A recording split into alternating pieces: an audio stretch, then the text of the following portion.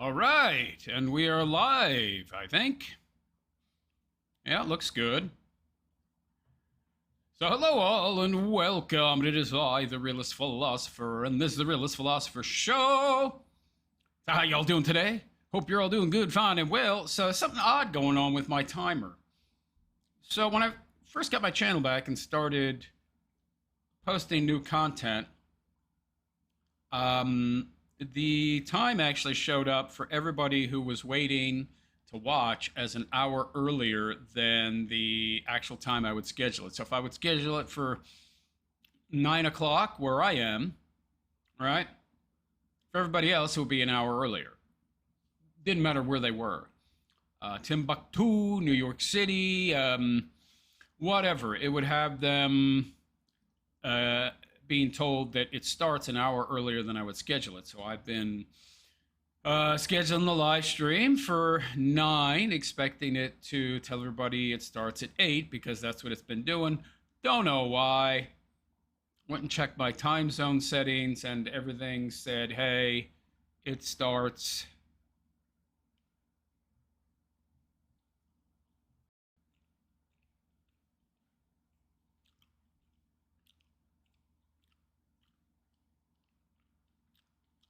All right, we're back. I think.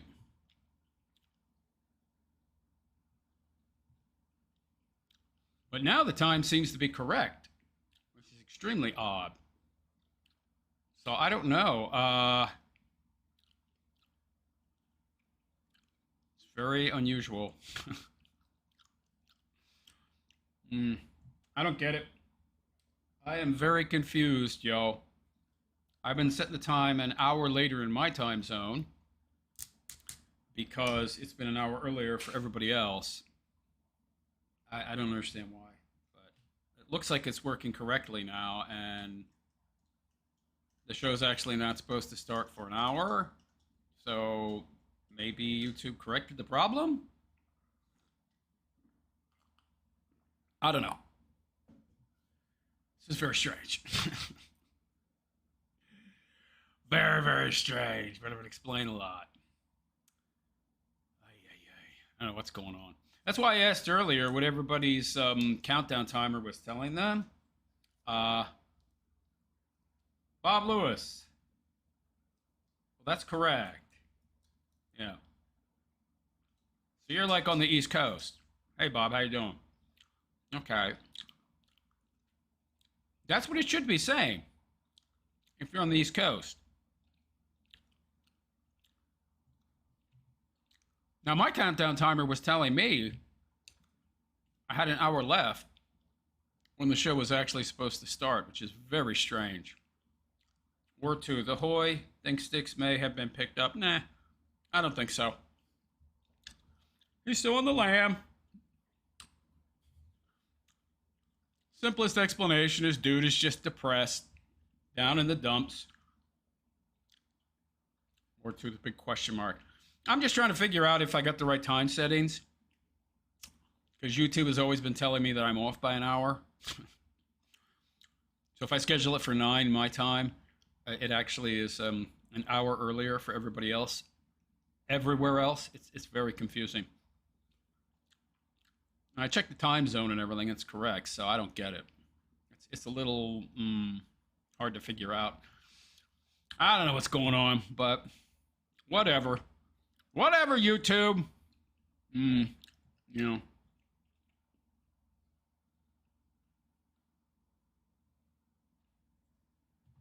What should we start out with? Styx? Yeah, maybe. Let me open up the first Styx piece. Now, I screwed this piece up during my last live stream, so some of you might have heard half the audio, but you didn't see the video. And so, yeah. But anyway, who we got out there? I want to wait until a few more people show up. You know what synchronicities are, Bachelor? Are we talking about the occult? I mean, I have an idea. Yeah, I know what a synchronicity is, but it depends on the context you're referring to. So you have to be more specific. But anyway, yeah, I see Bookworm Attic was in here earlier. No, I did not cut Styx's hair, Bookworm. It's an old pic because I'm cumbering some of his old content. I wanted to go back because I want to see the first appearance of like when he first started, like the Satanism, when he first started worshiping uh, the Dark Lord, when he first saw that demon owl Stolas. Dank Bud, is Styx in prison? No, no, man. I checked police blotters. He's still on the lam. I checked obituaries too. He's not. He hasn't passed. Okay. As far as I know, Styx Hexenhammer is still alive and well. Well, he's alive. I don't think he's well. You guys have seen him, so you know what I'm talking about. That guy ain't been well in a long time, but he's alive, and he's not in police custody, so I can safely assume, I think, that he's still at the Potatoes house, hanging out, doing nothing.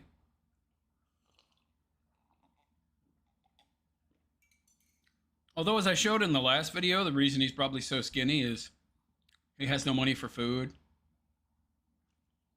The guy's trying to survive on $700 a month in New York City. I mean, good luck with that, Styx. I don't know how you're going to do that, man. That seems like a virtual impossibility, yo. It's not much money. That's not much money, man. And I mean, his channel is not monetized, so, you know. And plus, he drinks like a fish, so there's just no way. There's no way. No wonder he's not eating, right? I mean, the dude is, he's broke. He's broke. Obviously, of course, that's pretty obvious. Dude is, short on cash. Dank Buds. What's happened to his high voice lately? I don't know. The guy's just in poor health. Styx isn't just in poor health, man. Wartooth, your content's pretty well composed and decent. I know how to call metaphysical meanings of the term. I'm generally intrigued. I need non-ignorant, conscious individuals. Okay, well, you're going to have to be a little more specific in your questions. You want better answers, better ask better questions. It's wild what he left in the Netherlands. Yeah. I saw a video of that Liz broad running around half naked. She had a good figure. But you could have been a pain in the ass. You never know. Jersey, a 1971. Alcoholics will choose liquor over food. Yeah. Well, that's why he's so skinny, I think. Dude is just, he's wasting away, man. There's not much to him at this point, you know? Anyway, feel free to let me know if there's any issues with the sound or video quality. Picture looks okay for 720p. I guess I could try to stream at 1080, but I would need to buy a larger external storage device, because that'd be a huge file. Pablo, it seems he must have had some money packed away from better times. He never struck me as a big spender. I don't know, man. Styx might not have been a big spender, but the dude bought top shelf booze, man. Dank Buds. His arms are scary small. Yeah, well. That's what happens when you do no physical exercise of any kind and booze it up and don't eat enough, okay? That's what happens. All right. Well, doesn't look like too many people are here right now. I'm just going to get into the first content piece. Picture looks okay. So,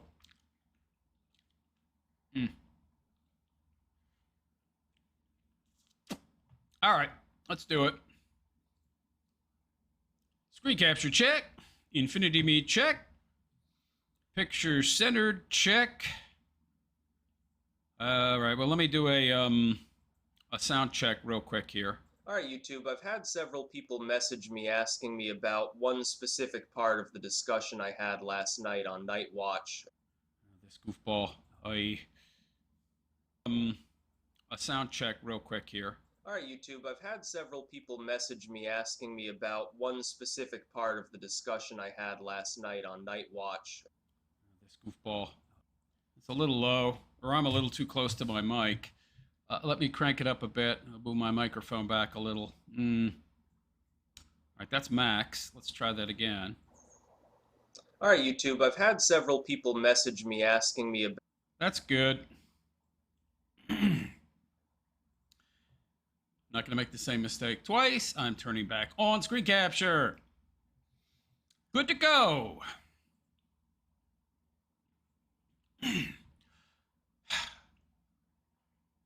So hello all and welcome. It is I, the Realist Philosopher, and this is the Realist Philosopher Show. So, Styx is a real popular subject. There's a lot of people that want to know where this guy is. What is he doing? And I thought it would be interesting to go back in time a bit, say 15, 16 years, to some of this guy's first content on YouTube, and specifically search for videos where he first started talking about the occult. My specific interests were, when did this guy first get into, Satanism? And more specifically, when did he first start talking about become obsessed with this owl demon named Stolas? So I went back, I started looking, and I actually found it. So this is the first video where he actually mentioned Stolas. So I think this would be very interesting to review. So let's get into it, shall we? Because I think that these earlier videos and these earlier life experiences are where his life got off track. He really gets deep into the occult, deep into black magic, deep into demonology, and that sort of kind of seemed to run parallel with him going further and further skew in his life and making wrong decisions, bad decisions. And one might argue that some kind of dark influence that he was allowing into his life was influencing his choices. But anyway, let's take a listen, shall we? All right, YouTube, I've had several people message me asking me about one specific part of the discussion I had last night on Night By the way, it's hard to believe it's the same guy, huh? Wow, what a difference.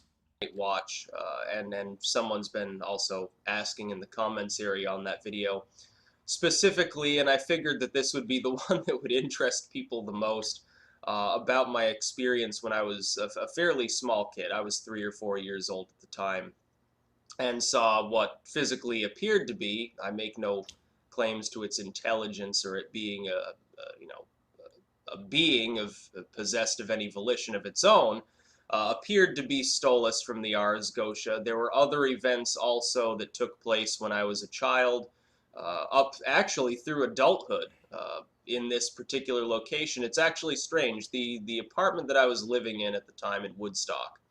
So he lived in Woodstock. So that's why he knows about there being a payphone at Woodstock. Got it.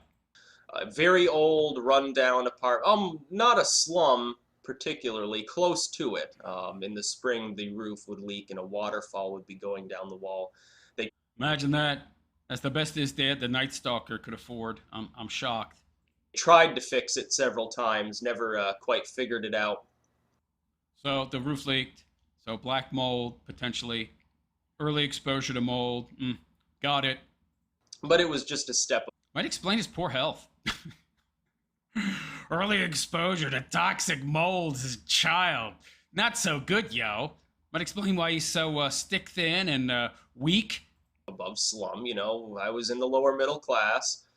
We were barely out of poverty. We didn't. Aren't you still in the lower middle class, man? I mean, you personally, you're well below. What are you making, like $700 a month off your Subscribe Star and Patreon? You're well below middle class. You are low class, man. I don't even think you're making enough to pay taxes at this point. Have much extra, you know. You could qualify for SNAP, buddy. I was never, you know, deprived of toys or anything, you know, like some children, but it wasn't, you know, a particularly luxurious existence. Mhm. But I'll get into the two more important events and several peripheral events also that happened basically around the same time period and later on as well. I find it odd if he had such normal childhood and access to toys and everything. Why is he so obsessed with remaining a child now? It's interesting. The first is the demon experience. Oh First boy. and foremost, I make no claims that the being that I saw or the thing that I saw was an intelligent force, By the way, he changed his opinion on that. because I don't have enough evidence to say that. I don't say that, oh, Oh. well, a demon appeared on my wall and was talking to me and filled me with magical power, and obviously I was chosen by Satan or something. He's concerned about evidence? A guy that believes in magic, the supernatural, paranormal stuff, demons, hell, but not heaven? And he's concerned with empiricism, with evidence? I don't believe in much of that sort of rhetoric. I Uh-huh. think that He changed his mind on that too. people talk about demons because clearly some force exists that's capable of manifesting itself. But regardless of some ancient tome written hundreds of years ago that illustrates these so called beings, I don't know whether they are actually intelligent beings or not. What is clear is that I did physically, literally see something that later I was able to identify as looking almost identical to this being of Stolas. Simply, as I discussed, what happened is this being, or energy, or thing, or force, did manifest on my wall in a form basically identical to the illustrations of Stolas. What do you mean manifested on your wall? Like a what? Like a painting? Like painted? What do you mean manifested on the wall? Okay. When I was a kid, I was, I think, 3 or 4 years old. Mhm. I believe four. Just want to make sure we're streaming. Yeah, we're good.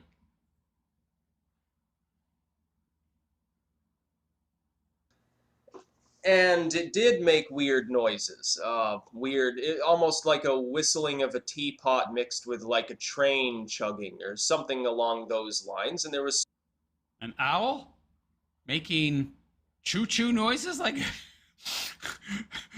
oh, like a train. Got it. smoke coming out of it, and it was, There was smoke coming out of the demon owl that manifested on his wall. Uh-huh.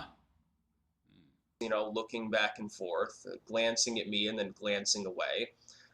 I know that it wasn't a hallucination because How do you know that? You were like 4 years old, man. You could have had some bad gravy. Just like Ebenezer Scrooge thought he did. One of them ghosts appeared. You don't know. I've never, We already know you have mold in your house. The roof leak. other than when I've used drugs much later in college, I've never actually seen anything, hallucinatory in nature. Oh, so what? Doesn't mean anything. Hallucinations can be one-time things, you know. I've never had that type of lucid dream. In fact, half the time I don't remember my dreams at all, and I've never been a sleepwalker. How is this guy seen as some kind of a brilliant analytical genius? Dude, you had a hallucination, and now you're trying to say that because I've never had a hallucination any other time in my life, even when I was using, drugs, then it was real. That doesn't make any sense. So, and I was completely awake at the time. I hadn't even fallen asleep. I wasn't even really laying down. I was sort of propped up in bed, Uh-huh. relaxing, I don't know, dude. You were 3 or 4. You may not remember clearly. and thinking, and saw this thing slowly emerge on my wall. I know that it was real. That I know for sure. How do you know at 3 or 4, man?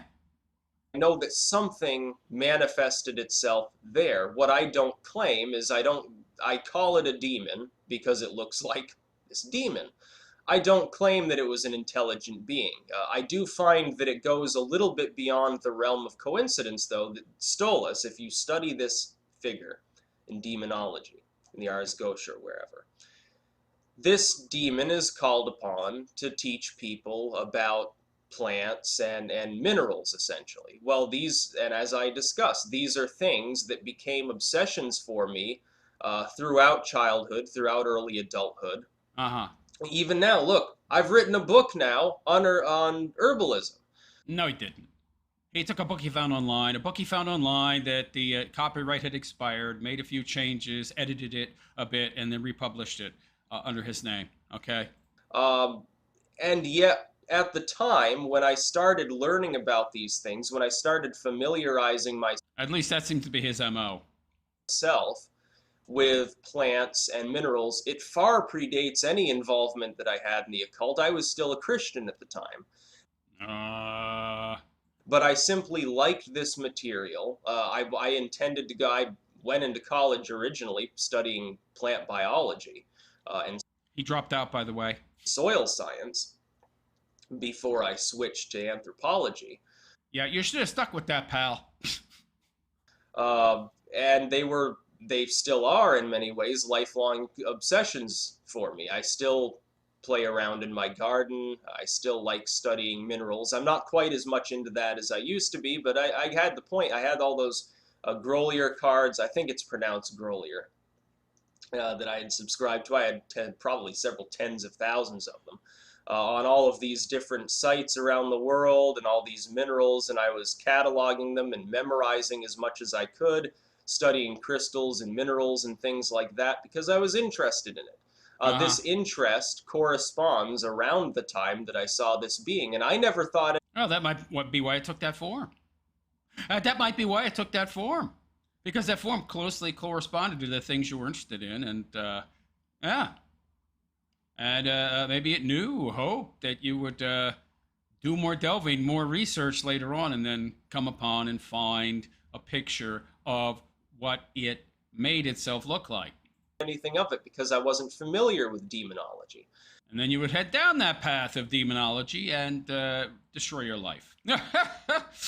But that being said, I don't claim that it's an intelligent being. For all I know, it could be some sort of weird extra dimensional energy or something. Extra dimensional energy. Yeah. And he says he's worried about things like evidence. Uh huh.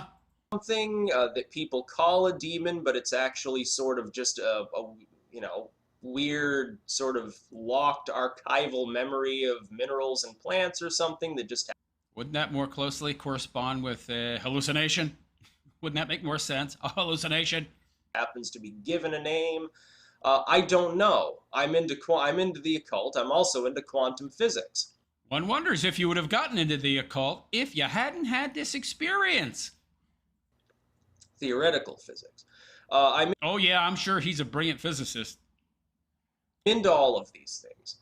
I can't make a claim as to what specifically I saw, but I do know that I saw something that didn't come from the physical realm around us. But you saw it in the physical world. Uh, that being said, there was another instance. Well, actually, this happened on several occasions. By the way, he's drawing a lot of conclusions for somebody who doesn't know what he saw. Just saying. Around the same time of childhood. And and I told this person who was commenting, Veritas, that it gets into Radio Werewolf. What? This is even stranger. Oh boy, here we go. Here we go. And I haven't mentioned this before, partially because I thought that my audience wouldn't take it seriously. Because at the time that I first sort of worked this out in my mind and put two and two together, I was more in the atheist crowd than I was the occult and sort of satanic crowd. And, What do you mean put two and two together? You don't know what the hell you saw? the Satanists that I was talking to were all atheists. They didn't believe in the occult. They were all completely secular. Most of them just wanted to troll Christians. Mm-hmm. When I was young, Yeah, the greatest thing the devil accomplished was convincing you he doesn't exist. and this corresponds strangely enough to sort of the end of the Radio Werewolf experiments. And I've The hell is Radio Werewolf? already I've already mentioned this to Nicholas and Xena as well. I Probably some old online friends of his because he's never had any in real life. probably shouldn't get into what specifically they said back to me, but maybe I'll talk to them and see if I can in the future. Integrity? This guy once had integrity? Or something closely mirroring it? Okay.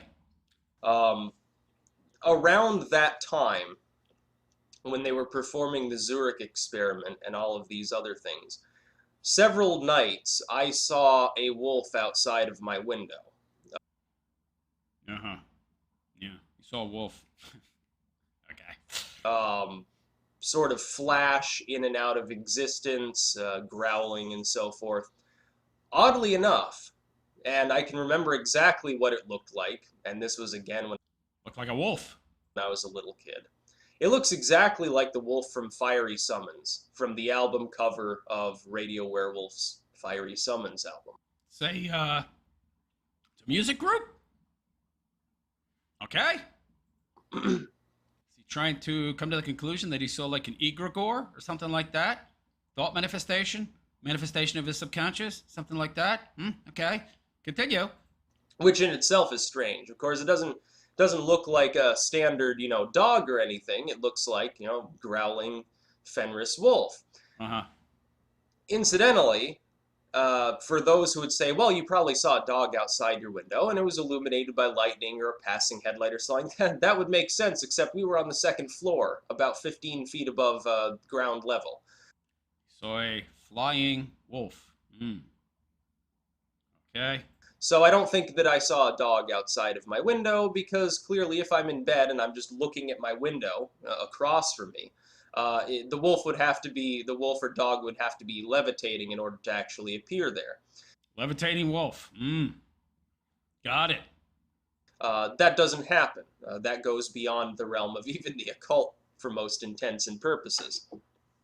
Well, you're right. That doesn't happen. So probably another hallucination, buddy. Or you're making it up. But I saw this on several occasions around the time that they... Oh, he saw a wolf. A levitating wolf on several occasions. Ooh. Okay. They were wrapping up Radio Werewolf's occultism. And that's quite strange to me. Incidentally, much later, actually not long before I actually moved here to Rutland from Woodstock. This is when I was a young adult, by the way. This isn't, little kid mode where I'm still, superstitious and seeing, ghouls under the bed, so to speak. You saw ghouls under the bed. I never had that happen. Okay, buddy. I think once when I was 8, I thought I saw Santa Claus. There was like a red light outside my window. I thought it was Rudolph the Red-Nosed Reindeer, leading Santa's sleigh through the air. But, yeah, I was 8. Many years later, there was an incident. I was in the corner of my room next to the dresser, and I heard this weird growling noise. Now, again, Again with the wolf. Now it got into the house somehow. Gotcha. Well above the ground level. There's no animals in the house capable of growling like a wolf or a dog. Another hallucination, maybe. You still got the black mold in you from the leaking ceiling from your apartment or home in Woodstock. Your dad should have fixed that, man. That's some dangerous stuff, that toxic mold, yo. And yet I heard this weird growling coming from right inside the dresser. Now, there's no animals around. The cats do not make this noise. Maybe. I don't know. I don't know your cats. And the cats weren't even in the room at the time. But Well, I don't know. Maybe they were. You have no problem tossing cats in freezers. Maybe you'll toss them in closets too. I don't know. I heard this growling quite clearly. I was like 14, 15 years old. The hair stood up on the back of my neck, and I ran out of that room because I was terrified. Of course, at the time, I was afraid of dogs. I'm not anymore, but at the time I was, because I was, I wasn't 6'2", and into black magic and things like that. So, Oh, I had black magic. When I was 6'2", by the time I reached that height, I had magic. I was a wizard, like in D&D. I could throw lightning bolts and fireballs, baby. Yeah, you're some threat, pal. I'm 6'2", 135 pounds. Woo, I'll kick your butt with magic. Get out of here. someone who's a young adult or in their mid-teens, they get afraid of such a thing. Watching a bunch of horror movies and then all of a sudden you hear that, you're going to freak out. And there were all sorts of other weird things that happened in that house. Does anybody believe this? I don't believe this. There was growling coming from inside his bureau or closet. Get the hell out of here. I swear there was poltergeist activity there because all the things would get misplaced. Nobody had touched them. In the middle of the night, things would just move around on their own. There was one incident in which the remote control to the TV stopped working, and everyone's mystified at how this happened. Remotes stop working all the time. They have batteries, yo. Batteries go dead. So what? Turns out the batteries were backwards. Now, nobody had touched it. How do you know? Maybe your dad came home from, late night, out, night stalking. Came into the house, didn't want to wake anybody up, so, he went to watch some TV, and the batteries were dead or something, and he put new batteries in. It was dark, and he got the batteries mixed up. I don't know. Everyone thought I had done it, and I swore up and down. I said I didn't touch the remote. So some kind of a demonic entity or poltergeist opened up the remote and switched the batteries around. Okay, yeah.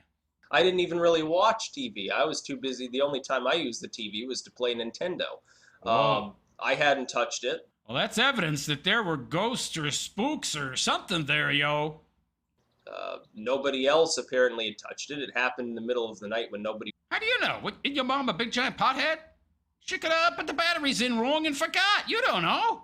He was awake anyway, and yet all these weird things keep happening in this house. I saw... The batteries were backwards in a remote. That doesn't mean anything. All sorts of weird... I don't know. Maybe the entirety of Woodstock is haunted, because I saw other weird things there as well. I have seen UFOs. Now, people will think that this makes me some sort of, tinfoil hat, sort of vaguely lunatic individual. Nah, I don't think that at all. Who's easily given to superstition. But I wasn't. At the time, I was a deist Christian. I was Are you sure about that, buddy? already growing skeptical of religion and the spiritual. Yeah, that's not a good thing, pal. That would have kept you grounded and given you some kind of moral, ethical foundation to your life, which you went forward and didn't have. And look at where you are now. This was around the time that I started becoming more of an atheist. I was more skeptical than most of the other people around when it came to things that were spiritual, when it came to ghosts. He was more skeptical? Sure don't sound like it, buddy. I was interested in them. I loved watching, Halloween specials and stuff like most kids do. But yeah, it's fantasy, pal. It's make-believe. I didn't believe in these things. I was interested in it from a historical perspective, something that's continued much up until this very day. But it goes beyond the realm of coincidence. This is what does it for me. What goes beyond the realm of coincidence? What coincidence? Where's the coincidence? I'm not hearing any coincidences. It goes beyond the realm of coincidence. For me to see something that I later, over a decade later, identify as looking like a demon from the Ars Gotia. Dude, it's confirmation bias. You saw an owl. You thought you saw an owl in your wall. You woke up or something. You had a, waking dream or lucid dreaming, or you were half asleep, and then 10 years later you saw a picture of an owl. You're like, oh, I saw that. Get out of here. Which just happens to, in an occult manner, coincide with exactly the forces that I dabbled with within minerals, plants, astronomy, and so forth that are bad idea. Ascribed to that being. It goes beyond the realm of coincidence. No, it doesn't. Then I see, Radio Werewolf's wolf in a second-story window on several occasions, flashing and growling, and I'm hearing growling, and I'm seeing weird things in this house. And then later on, I just happen to coincidentally stumble upon their music when I'm looking for totally unrelated things. And then I get so into it for no apparent reason, because at the time I didn't even like goth rock. I suddenly become... Goth rock? I don't even know what that is. I'm obsessed with it through no real action of my own. Yeah, so you open yourself up to dark forces, and interestingly, you become obsessed with dark forces. Yeah, it's amazing how that happens. because I feel that there's something there I need to look into. I'm Should have stayed away from that stuff, dude. interested in Charles Manson. I find Superstar. I find out it's the same friggin' person who fronted Radio Werewolf, and I Uh-huh. start digging for more and more of their music, and I just happen to stumble upon it on sites that aren't even really linked to the main internet on page 15 of the search results, and I gather up all of their material. Uh-huh. And then I just happened to get contacted by the legal representative of the band itself and end up actually talking to these people. You probably emailed first, right? Yeah. And I'm still seeing strange things up until this day and having weird feelings Yeah, I think you're mentally unstable, pal. I think you're unhinged, okay? I think you have problems. and dabbling in the occult. And so, well, I'm beyond dabbling at this point. I'm actually practicing the occult. Yeah, bad idea. That might be part of the problem. That might be why you're seeing all this weird crap. You should cut it out. This goes beyond coincidence. Now, I can be skeptical. And when I go, I love going to conspiracy forums, and I like looking at all of their stuff about cryptids and Bigfoot and Loch Ness and so forth, Bigfoot. and aliens and government takeovers and ghosts and goblins and all, and Goblins? hell and reincarnation and quantum physics and all Quantum physics, dude. Get out of here. You don't know nothing about quantum physics. What are you, Oppenheimer? Get out of here. this stuff. And most of the time, I chuckle at these stories and I say that doesn't make sense. This is why. This is illogical. That's a fallacy. So forth. I am a skeptic. I don't just blindly believe all of the stuff that's going on. Like You just seek out stuff that confirms your already existent biases. everyone's talking about Operation American Spring. I'm convinced that it's a honeypot and that the feds are going to show up at this rally and arrest everyone. People would say, I've actually, oddly enough, been called a pro-government shill on various forums where I've discussed this. I'm apparently now pro-government, despite my obvious libertarian leanings. What is he drinking? It's black. Is that coffee? Is he drinking coffee? It doesn't look like tea. It looks too dark. I don't know. What is that? Coffee? And I've had people say that I'm an antichrist because I talk to people about the occult and so forth. Dude, you're not that important to be the Antichrist, okay? Even though I pointed out I'm not Antichrist living in a laundry room. Yeah, I don't think so, pal. specifically anti-Christian. I'm not anti-spiritualist. I'm just anti-assholes. I'm Well, you are anti-Christian, dude. Okay, we know that. anti-fundamentalism. I don't think people should be, insane bigots towards others. I Just insane believers in demons and black magic. Yeah. support their free speech. If they want to be bigots, they can be bigots. I think they're wrong. I think their moral fiber is severely frayed. There's a guy that doesn't believe in morality. Morality doesn't exist. It's totally completely relative, yo. Yeah. By the way, pal, you don't believe in extremism, but you practice Satanism and demonology and magic, black magic. Okay, pal. But Sounds pretty extreme to me. have had these experiences since childhood. I have seen weird things. I have heard weird things. The difference, as I pointed out, Yeah, he's special, guys. He's special. between someone like myself, who is spiritual, Goofball. and someone who is religious, is that if I was religious, if I was a Christian, I would have seen that being said, it is a demon, it is a being from hell, it's in... Yeah, yeah. You should have went and got baptized if you hadn't been already. I wonder if Night Stalker dad and Pothead mom got him baptized as a child. I don't know. intelligent, it's got its own volition, it's trying to lead me to hellfire, I need to Yeah, yeah. All the above. Yeah. go to get an exorcism immediately. I don't know about an exorcism, but definitely a baptism or something. Get the house blessed. I don't know, buddy. I don't see it that way, because for all I know, it's some sort of remnant force from another dimension. I don't think so. Probably followed your dad home after one of his many night stalking sessions. Or a reincarnated being, a bodhisattva or something. I don't know. That looks like a demon? An owl? Get the hell out of here, pal. You're not that important. Bodhisattvas are not going to be visiting you. By the way, wouldn't the bodhisattva be reincarnated already into the flesh? I know that I saw something that fits the description of this being from the Ars Gotia. I am Yeah, they're bodhisattva. They don't float around ephemerally.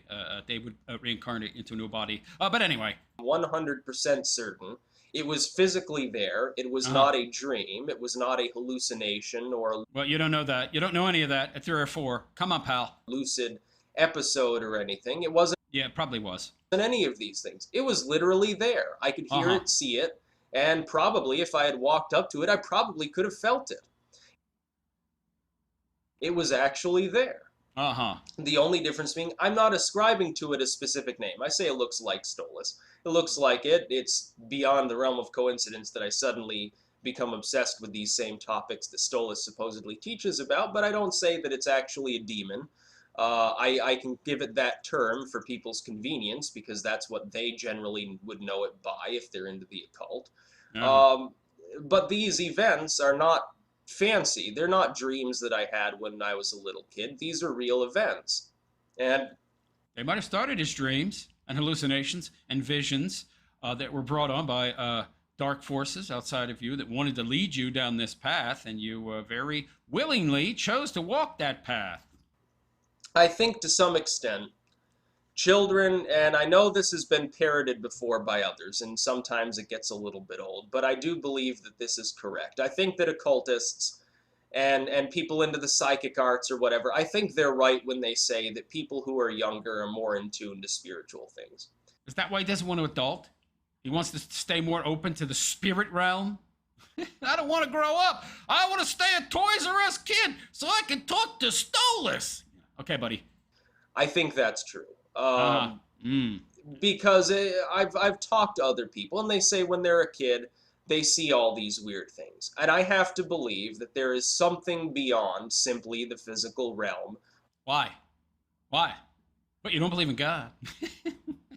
around us. Because I can even look to science, and I can say there are plenty of extraordinarily intelligent and entirely secular atheistic individuals, even within physics, who are proposing that there are dimensions above ours that basically, if you really want to think about it, quantum physics proves reincarnation or some sort of continuation. No, it doesn't. Where? I haven't seen any evidence of that. Quantum physics proves reincarnation? What nonsense? After death. I don't even have to believe in a god or a religion. I don't even have to He doesn't want to be held to task. All right. He wants to be able to do whatever he wants without having to consider consequences. believe in the ideas of karma. I could disbelieve in magic altogether, and I could still look at Your life would be better if you had. science and I could say it is almost coinciding with religion at this point in some Whoa. strange ways. Uh-huh. And I believe that as time goes on, as science becomes more adept at finding these things out, I believe that it will coincide more with spirituality. Look, I pointed this out with herbalism.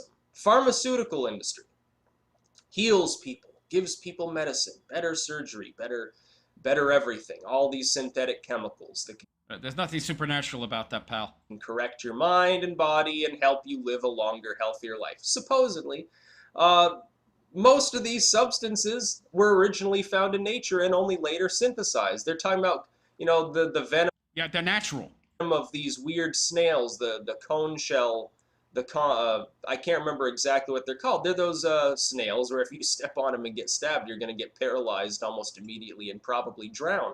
They're What? Who the hell's stepping on snails? And getting poisoned? Unless you're walking around with no shoes.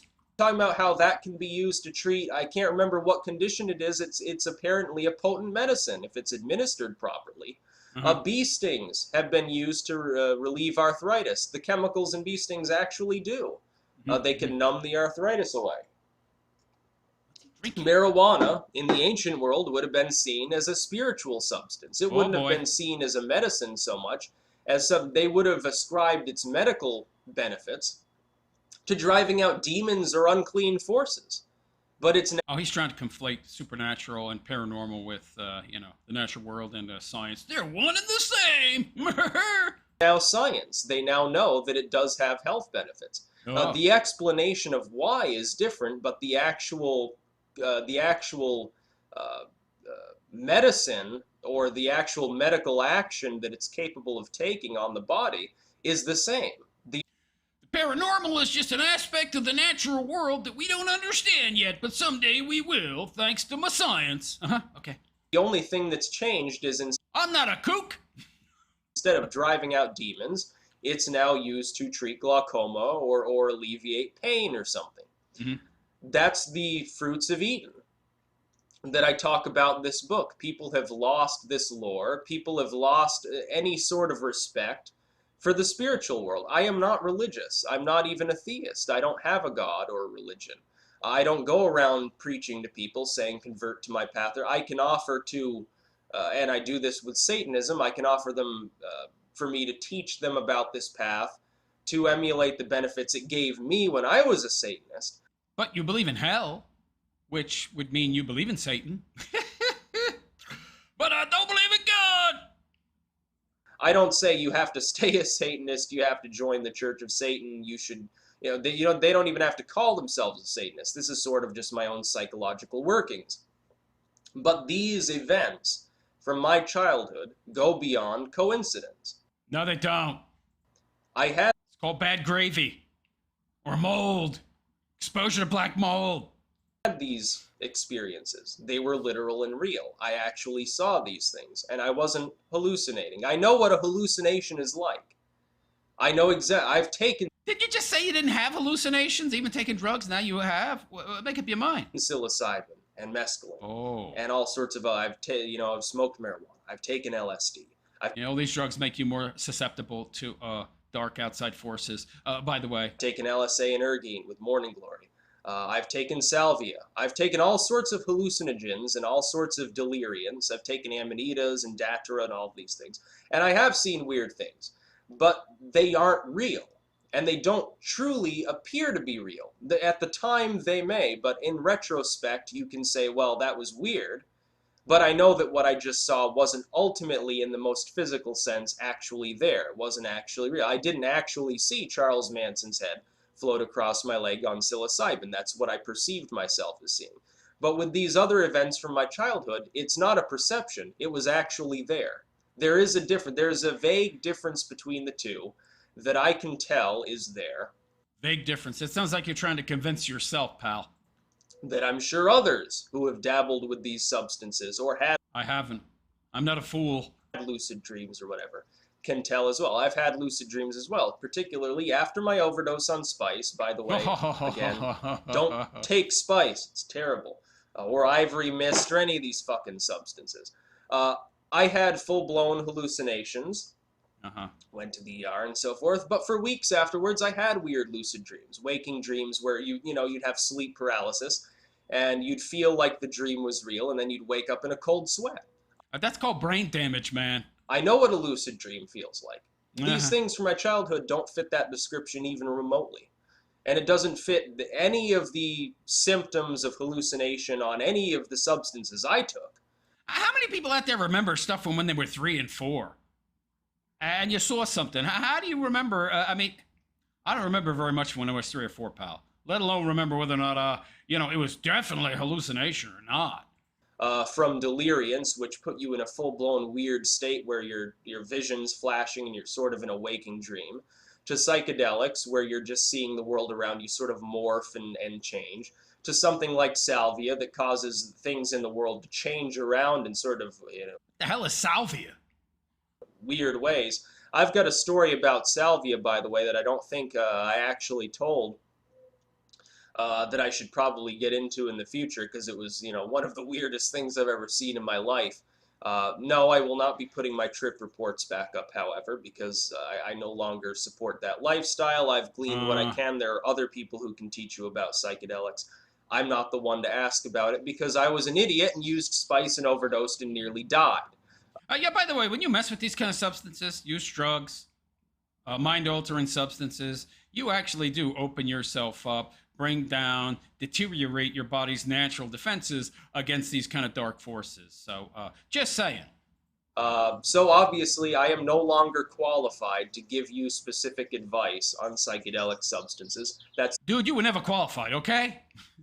the reason I took my trip reports down, by the way. I told people it was because I Oh. no longer had interest. It's actually because I no longer have the confidence in myself to make that sort of material. So that's for all of you out there who keep asking about my trip reports. I will not be re-uploading them. I made that Hmm. decision several months ago that I was considering at first. People said, well, I want to hear what you say about salvia and so forth. No, I'm not going to put them back up. I'm no longer qualified to speak to these things because I was an idiot. And if I was truly qualified to talk about these substances, other than spice, which I can tell people stay the fuck away from it, then I wouldn't have overdosed. I Was it the first time he cursed? There was a time when he didn't curse every other word. Too bad he didn't monetize his channel. would have been smarter than that. I wouldn't have been addicted to this substance and used it continually until I almost died. Hmm. Mm-hmm.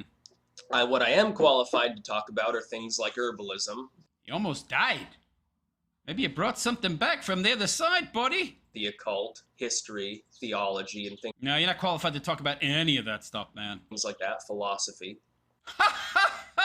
Philosophy?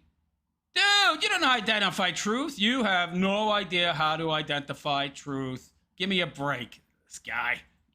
Because I've studied them intently. And also, you're not going to overdose and die on history. Oh, Unless you're staying up long hours in the library and you what a goofball. I'm a philosopher. suddenly pass out in your books and dream that you're being attacked by George Washington or something. So that is a little bit about these events. I literally saw these things. You can believe it or not. It doesn't Yeah, I don't. I don't. I think you're just trying to be special and unique and come across as interesting and eccentric. That's what I think. matter to me. I'm not saying you have to, but I did. I did see this demon or energy or presence. I did see the Fenris Wolf from Fenris. Radio Werewolf Spirey Summons album outside of my window. Which is it, Fenris or this music group? I have heard weird growling noises when I was in Woodstock. Maybe you did. You dabble with this kind of stuff. You open yourself up to all sorts of stuff. You become a magnet for those kind of things, Joe. And by the way, this is not Woodstock, the concert center. A lot of people get confused. It's a little town, not even really a town, but a little tiny village in eastern Vermont. Uh-huh. Woodstock, the concert took place in New York, in upstate New York. I think people get confused. I say I'm originally from Woodstock. They're like, "Wow, you must be a total hippie." No, it's a totally different place. It just But you are a total hippie. has the same name, probably because it's a heavily wooded area and people used to literally cut down and stock wood there and float it down the river for money. But that's about all. Take it or leave it. It doesn't matter to me. I'm gonna leave it. You should have too. You can choose to believe that I'm lying to you or that I'm, just deluded and I was hallucinating as a child, or you can choose to believe me. I don't ask you that you believe that it was actually a demon. Just watch this video with an open mind. You can derive your own conclusions. It doesn't matter to me because your path is your own. I don't look at the spiritual as something I have to force upon others because it's wrong to do that. It can cause an imbalance. People have told me. One last thing. Cause an imbalance, dude. That I wanted to get into, that I really should make my a different video on this. People have said, well, to try to spite me, they'll say, well, By the way, I think your life would be much better. You're in balance now. Should have stuck to Christianity and Christian ethics and a belief in actual objective morality. I was a Satanist or an occultist or an atheist or whatever, and Jesus saved me, and now my life's so much better. I say, good for you. That's your own path. It is good that you feel better about yourself. You would have been better in your own life, man, in your own skin. You should have done that as well. Because you converted to Christianity. I don't have anything against you. But then you turn around as a Christian and say that I need to join your path to feel the same way, but you Yes. You need some kind of path, man. Instead of the one you're currently on, buddy. don't understand. I left Christianity. No, you didn't. You were never on that path to begin with, pal. Okay, that's part of the problem. Night Stalker daddy, pothead mommy, living in this relativistic world. Yeah. To feel better about myself, to feel more positive and in tune with life. Well, dude, you got nothing to feel good about. You're a college dropout. You're a loser. You're a pseudo-intellectual midwit bum. What is there to feel good about, buddy? You live with mommy and daddy your whole life. You shouldn't feel good about any of that. The only difference, you can't stand the fact that I derive pleasure from a path other than yours. Well, no, what I find disturbing is that your entire life is centered around pleasure for pleasure's sake, and you think that's okay, and you teach that kind of lifestyle to other people, which is actually deleterious to good mental health and being happy and having purpose and meaning. I don't have a problem if you derive pleasure from Christianity or Islam or whatever. All I am saying is that for those within those religions that don't and want to join a different path, I'm there to help them. Yeah, we don't, dude, nobody should follow your path. Nobody should get help from you. You are nothing more than a cautionary tale. But anyway, there you go. So there's Styx about 15 years ago, 16 years ago, and this was him before the fall. And this is a young man, relatively normal? No. Well, certainly more normal than the pirate we know now. It looks like he actually combed his hair at one time. It's not sticking out like a frazzled mess, like he stuck his finger in a light socket. He looks a lot better, a lot healthier.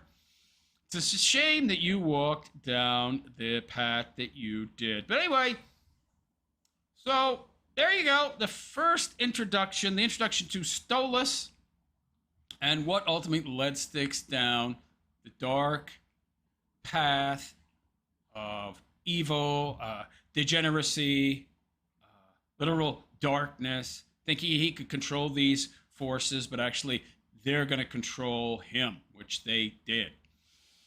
But let me know what you think of early Styx compared to present day Styx in the comments section, and please like and subscribe to my YouTube channel if you have not already. Hit that notification bell to be notified of any future content that I create. Don't forget to leave a comment. It's good for the algorithm.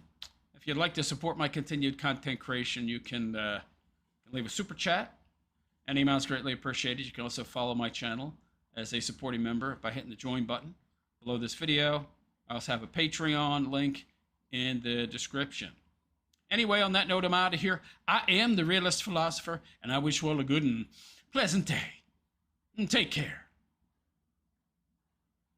Yeah, this bodhisattva's floating around, yeah, that, choose to look like owls. They choose to look like owl demons. Oh, that makes a lot of sense, buddy. Yeah, that's some of the biggest nonsensical crap I've ever heard. What absurdity. This guy. It make no sense, man. No sense. All right, let me get to your comments. So the way my show works, by the way, I do commentary on videos. I don't read comments during, but I do get the comments after. So please be patient, okay? Right now I'm scrolling back, scrolling. Wow. A lot of comments.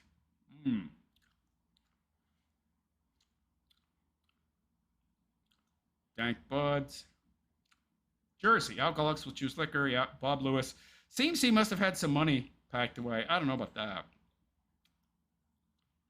No, I think he's broke. The dude's completely broke. Yeah, he ain't got no money socked away. What are you talking about? By the way, guys, I'm not ending the show either. That's just how I end a segment. Because I post these as clips later on. So, when I say I'm leaving, I'm not leaving, actually. So, yeah.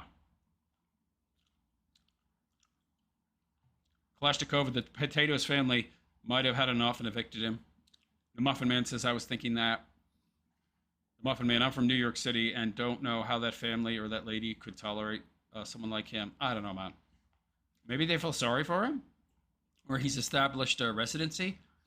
Bojack, I really hope he's not gone. I don't want to type certain words on YouTube. Everyone should make it to 40 at least.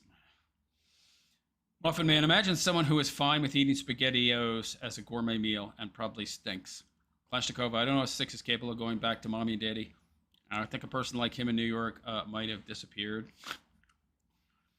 Muffin Man, I don't wish unaliving or want him gone. Styx has been interesting to follow, to say the least. Possibly someone in New York City could have knocked him out in the park or something. He don't go outside, man. Styx doesn't go outside. Liam 93. Yeah, reselling pre-existing pseudo-Gnostic books. It's just astrology for weirdos. Kalashnikov, it's sad seeing his downfall, but I can't sympathize with him. He's 100% suffering with the consequences of his sins. Absolutely. Bojack says, I've been through the archives of his channel. He says he made a deal with the devil for the little fame he did get. So I guess if that's true, he's now paying the piper. Where'd you see that? I guess I didn't go forward enough. I went to like the oldest, and I just started scrolling. You also have to keep in mind, this guy has like 12,000 videos, man. Just for me to get through like 1 or 2 years took a while. Kalashnikov, I do miss the Timo Jack Sparrow days. The Muffin Man, he grifted. He grifted on unaliving himself some months back, and the chickens are coming home to roost. It's only real if you believe it. The guy has mental issues. He missed having mental health issues. Yeah, but he's in denial about being an alcoholic. Kalashnikov, he said he believes he is the devil and worships himself. Stolas is his best friend. Well, then it's just like an imaginary friend, right? Remember, he fried his brain on fake weed. Muffin Man. The guy might also be a cat unaliver. Yeah. Bojack, the cursor moving around the video keeps making me think a bug is flying around my laptop screen. I apologize for that. I'll try to keep that to a minimum in the future. Kalashnikova, those are blood sacrifices for magic. I think he made a video saying he yeeted a prosecutor from New Orleans using magic. Guy's nuts. The Muffin Man, he should have stayed in school and made real friends outside of the internet. Yeah, I agree. The money inflamed his ego. He never fixed his mental issues, and they got the better of him. Well, why would he have to? Right? I mean, he's getting all that YouTube cash, right? Kalashnikova, to be honest, I think the chronic womanizing is the key to his downfall. Well, it doesn't help. I think, well, no, it's the hedonism. It's the chasing pleasure. For pleasure's sake. The guild from destroying the relationship with his... What do you mean, guild? Crowbar the Skull. Hey, Crowbar, how you doing? What do you guys think happened to Styx? Homeless? Nah, dude, he's just passed out in the laundry room. Too much booze. Knocked up and laid out in the park. Knocked out, you mean? Yeah, bump man. I'll take that. Oh, no, dude. Styx is just... He's just depressed. That's it. All right, he's just depressed. Bob Lewis, I'm surprised he's not in the Ouija boards. He might have used it in the past. Although I believe he thinks they're just a kid's game. Crowbar the Skull, Bodhisattva is a Buddhist that puts off achieving enlightenment to help others along the path. Yeah, but you would reincarnate into a human body. You wouldn't just float around without, yeah. They put off achieving enlightenment, but they come back in a new body, right? They don't just float around ephemerally and appear as demon owls that don't speak. There's not much utility to that. Cellgrass. Hey, Cellgrass, how you doing?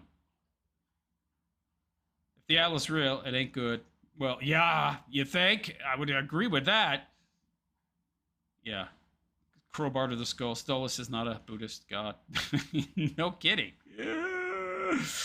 Oh, Cellgrass. BS, you should never leave your mind and soul open by using drugs unless you know what you're doing. Even then, I think that's really...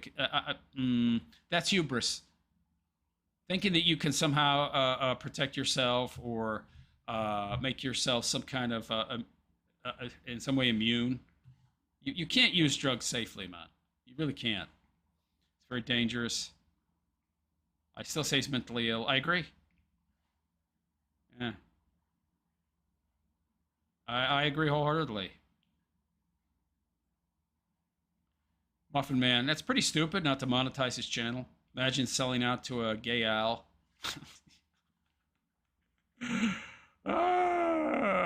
Yeah. He's definitely a very mentally ill guy, for sure. Leave it. Mental illness most likely brought on by his family issues. Well, you've seen his dad. The Muffin Man is pretty crazy.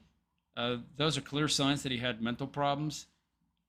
Yeah, he never monetized his channel for fear of selling out. Well, I don't understand his logic. Styx says that he didn't monetize his channel because he didn't want to feel pressured to express himself less.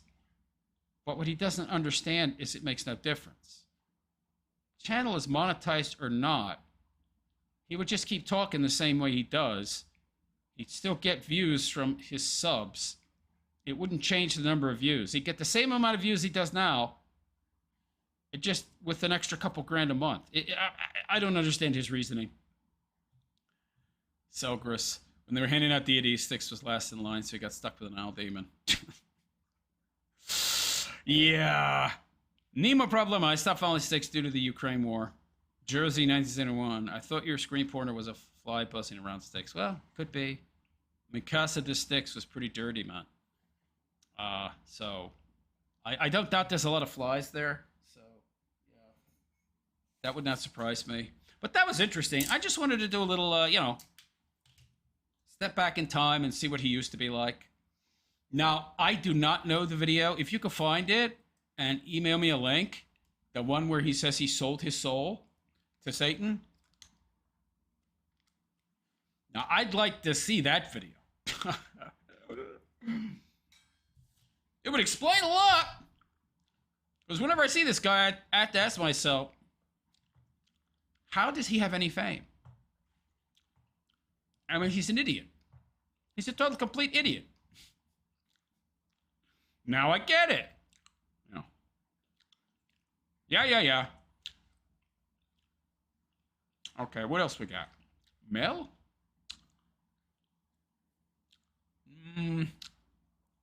Want something a little lighter? How about Melanie Mack? I don't know. I like covering Jeremy Hambley stuff, but I don't get many views anymore. There's so much competition, so many people are dunking on him. It's an overly saturated market, you know.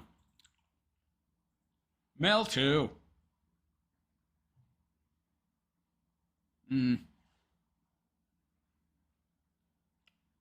But it's what I got.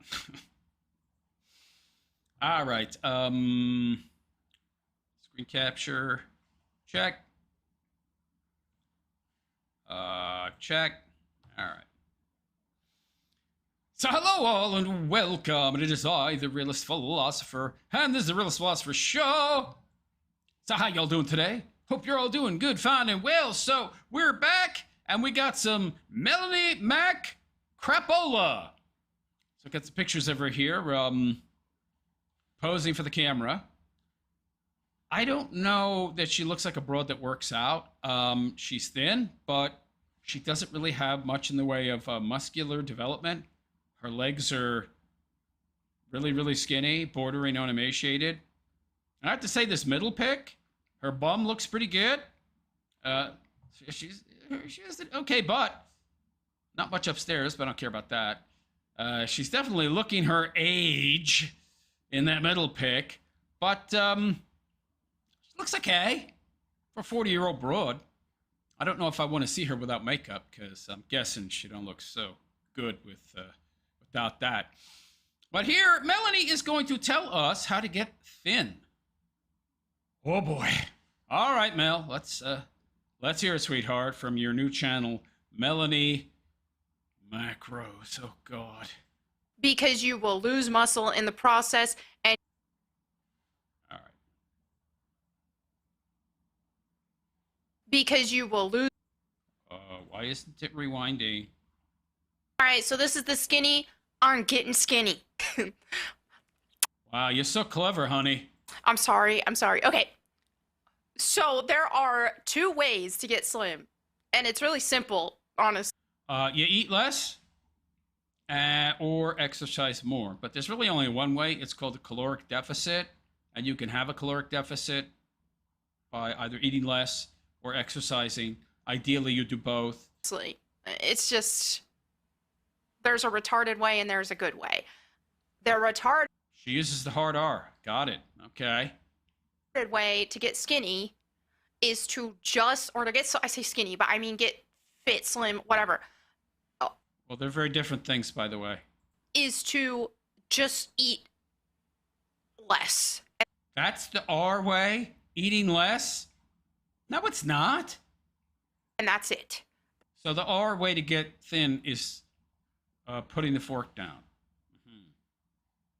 That's like the best way. That's like literally the best way to lose weight. Better than exercise. You don't have to even exercise. Just eat less. How is that R? I don't get that. That is all you're doing is eating a low amount of food and eating low calories. Calories in Well, not necessarily low, just less. 500 less a day is a pound a week off. versus calories out will work every time. So Yep. if you, unless you have some sort of underlying crazy illness, if you consistently eat just a little bit of food, you will get skinny. It doesn't have to be a little bit. It just can be a little bit less than what your body needs to maintain your current weight. However, most people don't desire that look. No matter how much you think you do, it's just going to be skin over bones and fat. No, wrong. By the way, what does desire have to do with it? Desire is what got you into the mess in the first place of being a big giant blob. Because you will lose muscle in the process, and Well, that's true of any weight loss. When you have a caloric deficit, you're going to lose more. You're going to lose some muscle. That's true. it's not going However, it's not about having a caloric deficit. It's how much of a caloric deficit. So the slower you lose weight, the less of what you lose will be muscle. So a pound a week is a good, kind of a good place to aim for, right? to be cute. Your options are to eat less and less and less to maintain being just skin over bones and not looking good, to being skinny fat and also not looking good. You know, having a high body fat percentage and low muscle mass. That's only going to happen if you have too much weight being lost too quickly. So that is not the way you're going to do it. And that is also the GLP. The GLP accomplishes that when people do not do it right. I don't think these things are necessary at all. However, if you are a big back fatty and you are just I mean, like the quartering?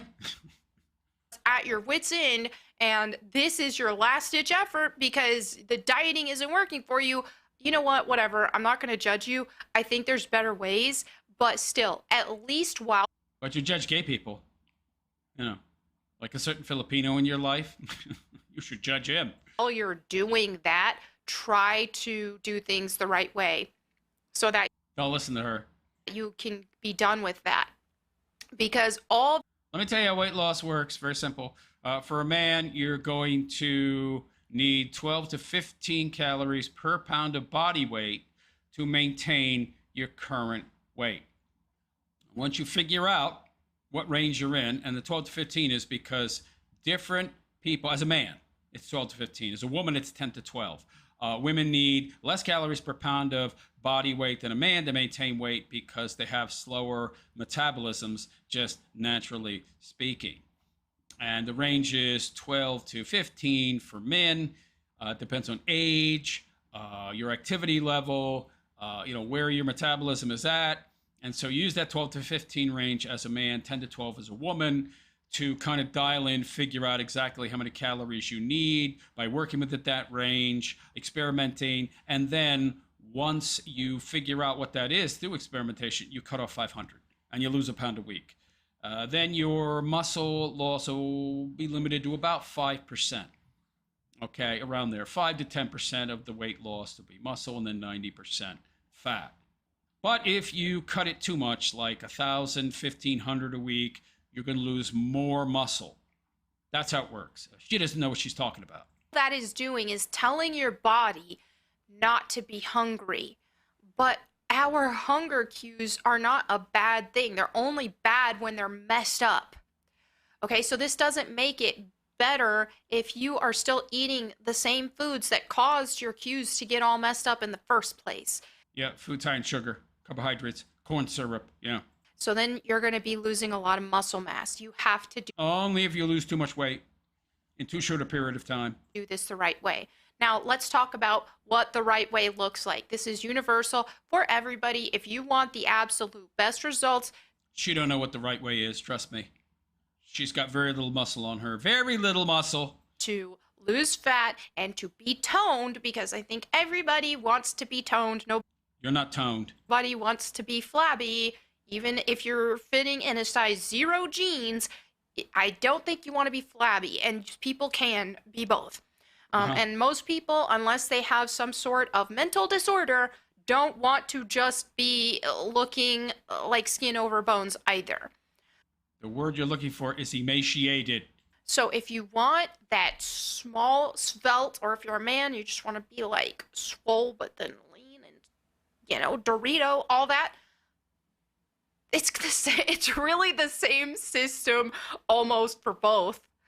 And that's what's funny about it, is because so many women are so scared to lift a weight, and I was one of those. Honey, you don't look like you've lifted anything. So scared to lift a weight because they think they're going to get huge and to turn into a... But no, first of all, and you might see women who are, and you're like, well, or you might have done it and think, well, because I did the same thing. I was like, well, I did it. I lifted weights for 2 years, and I gained weight, and I didn't like how it looked. I got bulky, and I'm used to being skinny, so then I quit for like 3 years. But I'm telling you, now that I'm actually doing things the right way, and it's like, wow, I'm actually trimming up. She's the Styx of the fitness industry. Don't listen to her. While gaining muscle and being more toned than I ever have been. And I'm fitting in smaller clothes at the same time, so it's not making me bigger. And that is just getting on a good weightlifting program. You can get dumbbells at home. You can go to the gym, whatever that looks like. You want to lift weights. You want progressive overload. Now, when it comes to eating, you can eat. Obviously, you don't want to overeat, but you also don't want to undereat, because if you undereat and you Don't eat too much. Don't eat too little. Wow, you're such a genius. eat too low of calories, and especially too low of protein, your body will break down muscle. A general rule is like 1 gram of protein per pound of body weight. 0.8 to 1 is a good range.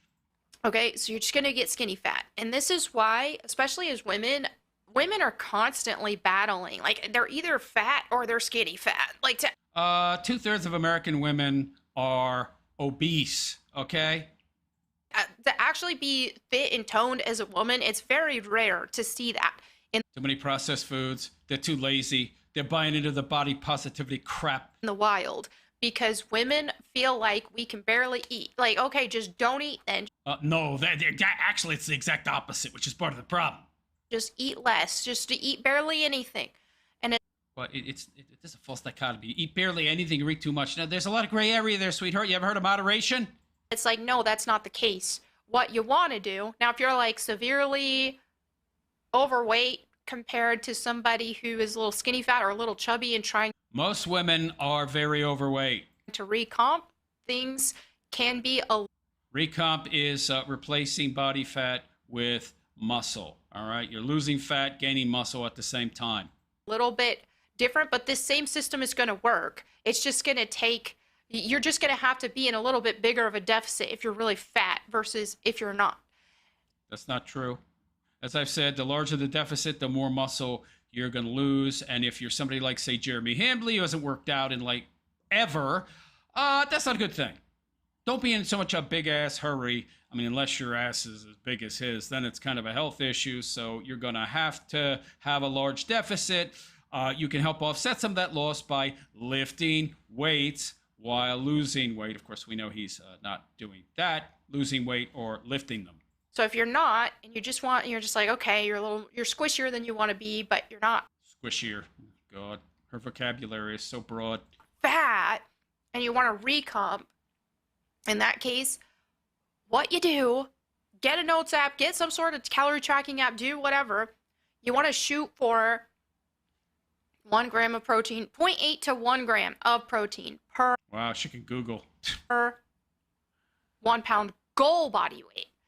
Okay, so let's say somebody's goal, let's say a woman has a goal of 130 Incorrect, by the way, but continue, honey. pounds. Then she needs to be eating 130 grams of protein. Whatever else, I don't care. And this is not how you do it. You got to shoot for an overall calorie intake and know what that is to maintain your current weight before you can cut calories, okay? this shouldn't be a surprise to hear from me, but I don't even care like what your carb situation looks like. Eat carbs. I don't care. I'm actually. You should. That's what makes people super hungry, because their blood sugar crashes because they're eating too many carbs. I had that happening even when I was only eating 30% of my diet as carbohydrates. Now that I'm on the carnivore diet, if I get hungry, if I don't eat, the hunger goes away and my body just accesses fat as energy, and then the hunger goes away. Go 5, 6, 7 hours without eating. I can. It's not a problem. Don't get lightheaded. Blood sugar doesn't crash. Stays nice and level. Eating more carbs, and it's fueling my workouts. So the key, though, the absolute key is to not be sedentary. I know some people, it's just like, oh, I don't want to get up. I don't want to have to do this. I don't want to have to do that for the. No, the absolute key is to have a calorie deficit, okay? Either eating less or exercising, but it's actually easier to just eat less.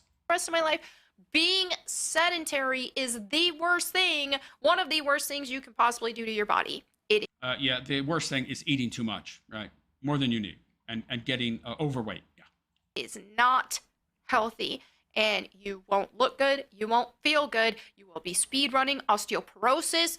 And you can exercise and still look terrible if you're eating too much. So the first thing is to get your diet under control, honey. And being a decrepit person, old person before your time, like you. Decrepit. That's the biggest word she's ever used. You don't have to live like that. There are people in their 70s and beyond who are fit and who are thriving and not many. Who can move, who have flexibility, who have good posture. Not many. Because they consistently are maintaining their muscle mass, even trying to build through lifting weights and through being physically active to a degree. Now, this doesn't mean you have to live in the gym for. Well, we know you don't. Like a gazillion hours a day. People act like, well, she got chicken legs. I don't have time. I don't have time to be in the gym all day. You don't have to be in the gym all day. You only have to lift weights 3 times a week. Not even that. Maybe twice if you're maxing out, right? If you're lifting for, the heavy weights. That's it. For like 40 minutes, even 30 minutes. That's it. I lift 4 days a week, but you don't even have to add that 4th day. Like, she ain't lifting no 4 days. What are you lifting? 2-pound dumbbells? That 4th day might help if you. Are they all upper body days? You're not doing a leg day. We know that. But you have to do splits, because this is the thing: is your muscles grow in rest. Your muscles aren't growing while you're at the gym. Right, you're putting the stressor on the muscle so that your body knows, hey, I need to use this. I need to use this. But it doesn't actually grow until you are resting. Yeah, a lot of people make this mistake. They do too much too quick, then they burn out, and then they give up because they were doing too much, right? So rest is extremely important. And there is no excuse of, I don't want to be at the gym all the time, because you don't have to be. Okay? So then when you are more active, you can eat more calories. If you're chubby or just skinny fat and you're trying to recomp, shoot for it. You can do maintenance calories, or you can cut just a little bit. Don't cut too much. I wouldn't recommend cutting anything over 400 calories. But I'm saying that like Wrong. 500, so you lose a pound a week. It's a good place to shoot for. 300 calorie range is perfect. Oh, really? Because the key. Not for Jer. It'll take him like 27 years to lose all that weight at that rate. To being toned, being slim, as a woman, if you want to be slim and toned, if you're a man, you want to have muscle, but also be like shredded. The key is you don't want to burn your muscle. Like you want muscle mass. And again, it's not going to make women huge. The ones that are huge are either eating a ton of food, like eating over maintenance to get there. And then that makes their. Yeah, it's called bulking, sweetheart. They got to do that to put on muscle. Yeah. their maintenance higher, right? They're eating beyond maintenance of their goal, or Well, the goal is to put on muscle. they're juicing It's juicing. Okay. Anavar. Very popular for women. and eating above. So it's really what you eat. It's how much you eat that's going to determine that. Also depends on what your goals are. So under eating is not good because it's going to have you looking terrible. Under eating's not good. Great. You want to state the obvious some more? And obviously overeating is going to be the same. But if you want that, like, you can get snatched, you can get lean, you can be small and feminine with some muscle tone. Uh-huh. But if you're not going to bulk up unless you eat too much. It's impossible. That's true. A broken clock is right twice a day. It's like women in general, naturally, we can only put on over a span of years and years and years and deliberate trying maybe 25 pounds of muscle. And muscle takes up little space. It's not a hard and fast rule. It's genetic. It depends on the woman. Okay. Same for men. That is if you try your best. So I'm not saying you have to put on your maximum amount of muscle that you want to put on, but you want to put on enough to where, first of all, it raises your BMR, so it raises your maintenance calories so that you can eat a healthy amount and not starve yourself. Well, a healthy amount is whatever your body needs, okay? Based on what your metabolism is, what your muscle mass is. So it depends. Deal with food noise all the time and not have to constantly be hungry. Well, that's more about the type of diet you eat in terms of how much of it's fat, how much is protein, how much is carbs. I don't eat any carbs, so I don't get too hungry. And you also just look better because muscle is sexy. Muscle looks good. Muscle looks good on men. Muscle looks good on women. A certain amount of muscle can look good on women, but, you can definitely go overboard. So people need to get that through their head. Then they can't be scared of it because it's the fat on top of the muscle that makes it look unappealing when you're a woman that doesn't want to get huge. So it really is that simple. What you need to do is you need to go on some sort of calculator, TDEE calculator, your total daily energy expenditure. Notice she hasn't told us how to find a baseline, right? I have, as a man, 12 to 15 calories per pound of body weight, woman, 10 to 12. You use that as a way to dial it in through experimentation. If you are lifting weights 3 to 4 days a week at the gym. Okay, so I'm just telling you a little bit what I do. I lift weights 4 weeks at the gym. What about cardio, honey? What about mixing cardio with resistance training? Huh? There's many ways you can exercise and put on muscle or maintain muscle. For 4 days a week at the gym. For about 40 minutes is what it takes. What are you doing? A leg, upper body split? Like lower body, upper body, with a day of rest in between, something like that. Or one of these like a push-pull kind of things. And then after that, then I walk for the remainder 20 minutes. Walking. Then on the other two... She's so serious. Why don't you run? She's too lazy. You can tell from her legs, she ain't running nowhere. On 2 other days, I just walk for an hour on the treadmill. Walking. That is my... And then I walk the dog for like a mile, also most days. Uh-huh. So that is that's it. That's what I do. That is my activity. Other than that, I'm honestly pretty sedentary. I just am at the computer. I'm a gamer. I'm a computer, like I do my work at the computer, all that stuff. Is she really a gamer? So I put on those calculators, you put your level of exercise and it's under moderate. Some people might think you had to put it under heavy exercise for all that because you're lifting weights, but honestly, like that heavy, like the high, whatever it is after moderate, that is for people who are like construction workers and people who are doing all kinds of stuff, or even waitresses who are on their feet all day, 12-hour shifts, nurses, things like that. Whatever happened to just eating when you're hungry? I'm hungry, I eat. I'm not hungry, I don't eat. How about you try that, honey? Who are doing that on top in addition to their fitness routine. So put it on moderate. It will be pretty accurate. You can always like assess later. Or you can just design a diet based on the criteria I gave you, 12 to 15. You dial it in. Once you've lost the weight, you want to stop losing the weight, raise the calories a bit, experiment. You get into that range, then you eat that amount of calories every day, and you maintain. if you feel like you're gaining fat and that actually is fat, I'm not talking about scale weight, I'm talking about actual fat, 'cause scale doesn't matter, throw it away. That's not true. Scale does matter. What are you talking about? Are you a dullard? She's a dullard. Then you can assess and say, okay, I need to lower the calories just a little bit. But you That's 100% wrong. Scale does matter. I've changed nothing. I've been exercising the exact same way for 20 years, but now I put on weight. Yeah, I've been eating a little bit more and snacking too much. The scale says I put on weight, and I think I put on weight, but and it's fat. But oh, the scale doesn't matter. Oh boy. don't want to veer too far from your maintenance, or you will lose muscle and you'll just be wasting your time, and you're just going to look bad. Honey, you don't look that great. I got news for you. So I know that sometimes it's just like, well, if I go lower, like I can do this quicker. No, you can't. You can't. Yes, you can. You have to be patient. You have to. What are you talking about? Yes, you can. And if you're as obese as Jeremy Hambley, you have to. Your life is at stake. You can't take 12 years to lose the weight when you're 450 pounds. Understand that this is a lifestyle change, and that it's going to take months, if not years, for you to reach your goal, right?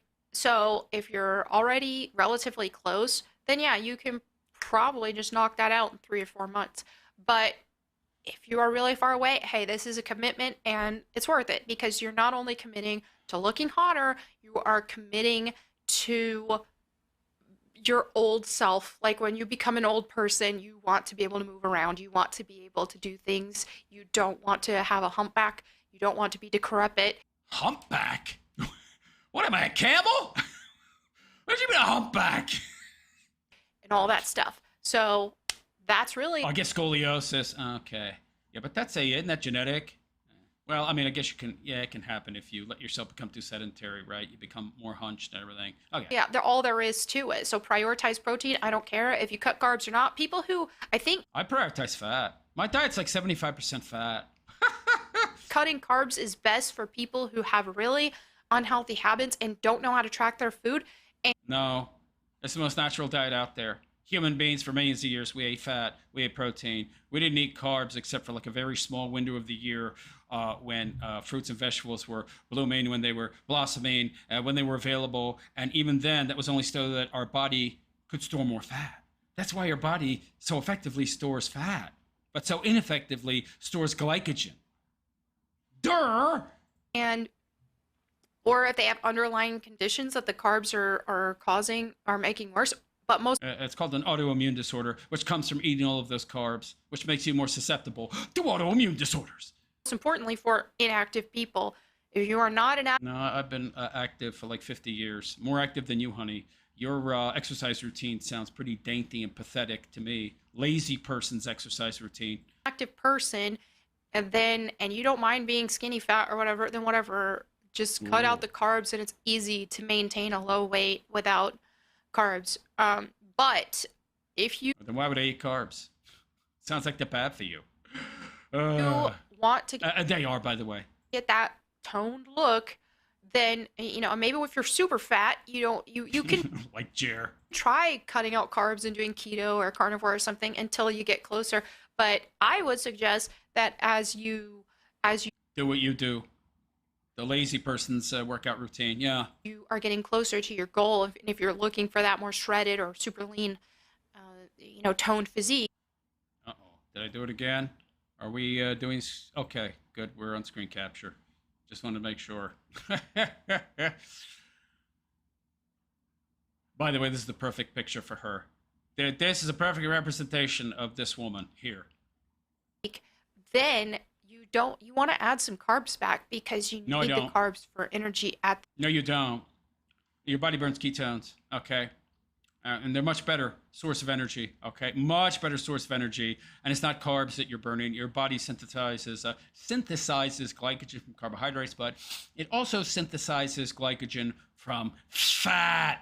Gluconeogenesis, baby. You don't know what the hell you're talking about. The gym. And I know I never thought I would say this, because I tried to do things the carnivore way. I did carnivore for 5 years, but I'm telling you, since being back at the gym and stuff, it actually makes a difference. No, it doesn't. No, it doesn't. You're going to be a diabetic. You're going to age prematurely. Your joints are going to be inflamed. You're going to have arthritis. You're going to have a lot of problems, honey. Well, you already have a lot of problems. I ate for breakfast, and I don't care, when it comes to health food and stuff. Yeah, babe, you eat candy bars, okay? You eat a lot of protein bars. They're just candy bars. Oh, but this isn't You're a sugar addict, and you're trying to justify being a sugar addict. organic, but this isn't. This says I don't care. Once I get to my physique, if I want my goal physique, and then if I want to clean it up, I will. But right now, this works. It works. So instead of getting all worked Yeah, you get to be hungry all the time. Lovely. up about everything being natural and organic and know this ingredient, know that ingredient. I just eat meat. Ground beef, cheese, fish, bacon. Bacon, baby! No butter, though. I'm not a butter addict like her. I almost said bugger. That's her husband. He's a buggerer. Yeah. Just get to your goal, and then you can assess if you want to eat cleaner or not. But at any rate, it's way healthier than how other people are. So I eat a puff bar. Puff bar. Which is Sugar. I'm trying to think of the carbs on that. It's like 14 grams of, 17 grams of protein and 14 grams of carbs. And then I eat Garbage protein. Yeah. Probably whey crap. just these little gummies. All that whey garbage. They used to throw that crap away A pack of gummies. till they found a way to get suckers to buy it as some kind of form of quality protein, which it ain't. 80 calories, like 20 grams of carbs. So I'm eating like That's a lot. just under 40 grams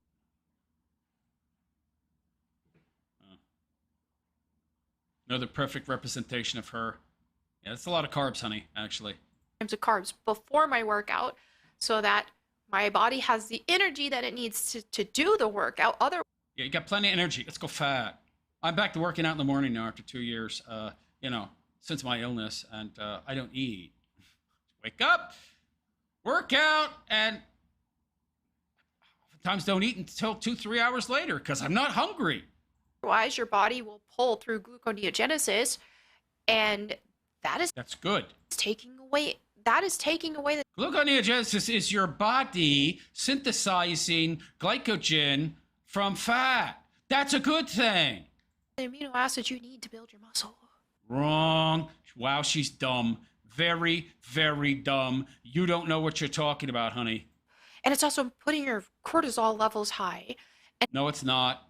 Wrong. And it's like, that's not what I'm trying to do. Wrong. You don't know what you're talking about. So that, and then after the workout, I also like to eat some carbs so that I can, because I've used the carbs at the Yeah, well, my body uses fat as energy, and it works much better. gym. So I want to replenish my muscles with the carbs. But I don't overdo it. But by the way, your body does need some glycogen, and guess what? It synthesizes it from the fat. You don't need to eat sugar, you imbecile. Sugar's bad for you. I'll eat a ton of carbs, but I eat enough so that my body has that fuel accessible. Right. Well, you also have it accessible if you eat fat. And more effectively so, I might add. And by the way, ketones are a much better source of energy for your brain. You certainly need that.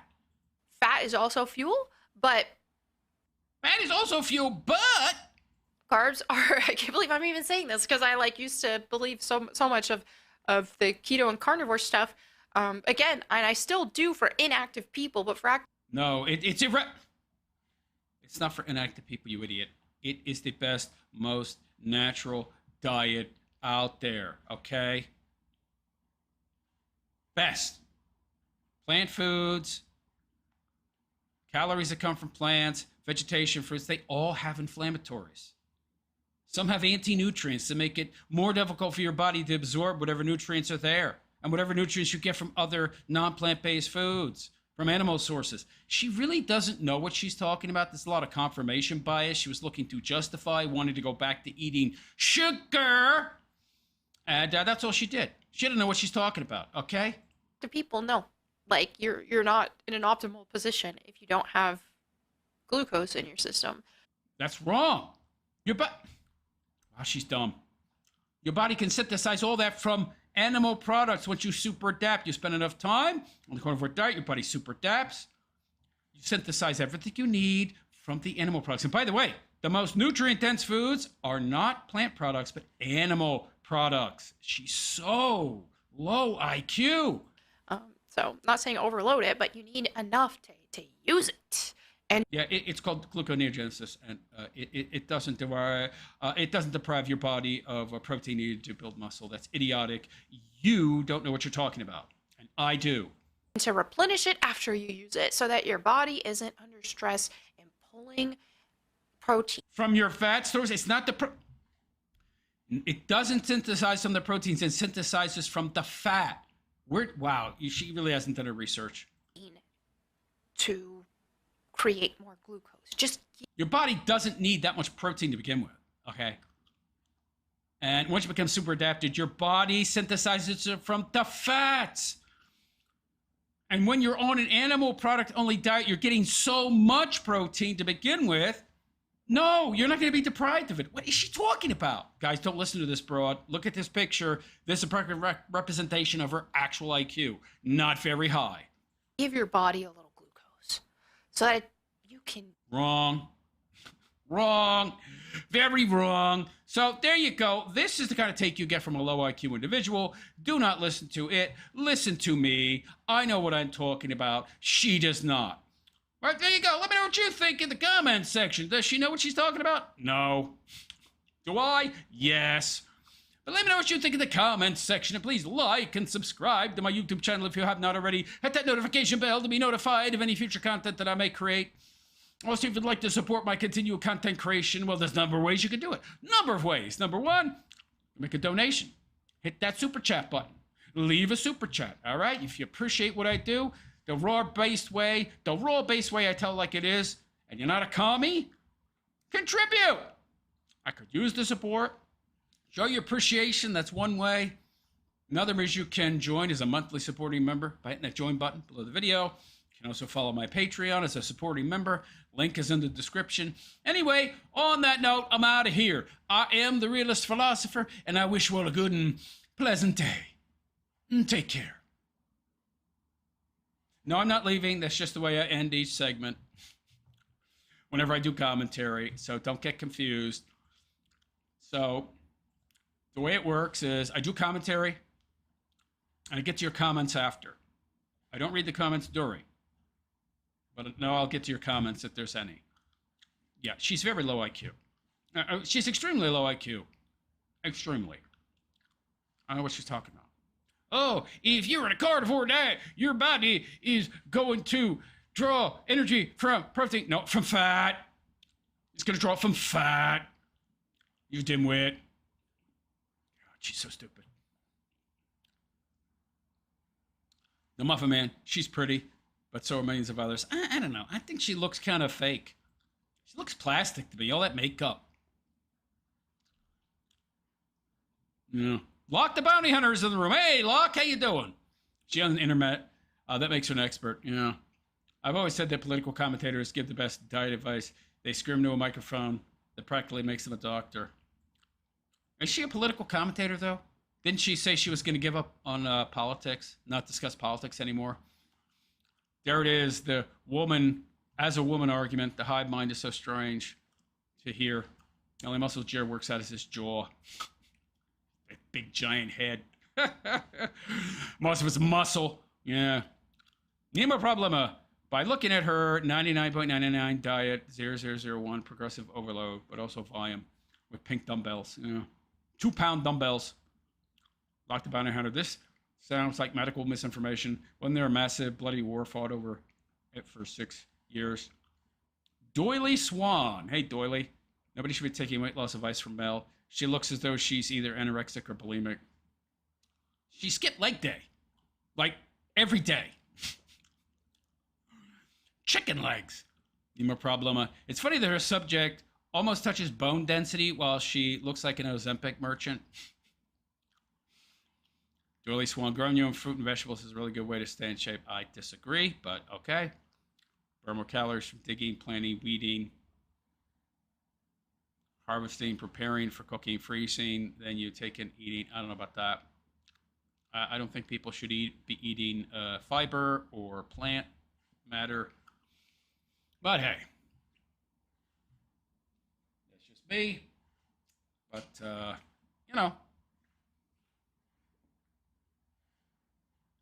It works for me.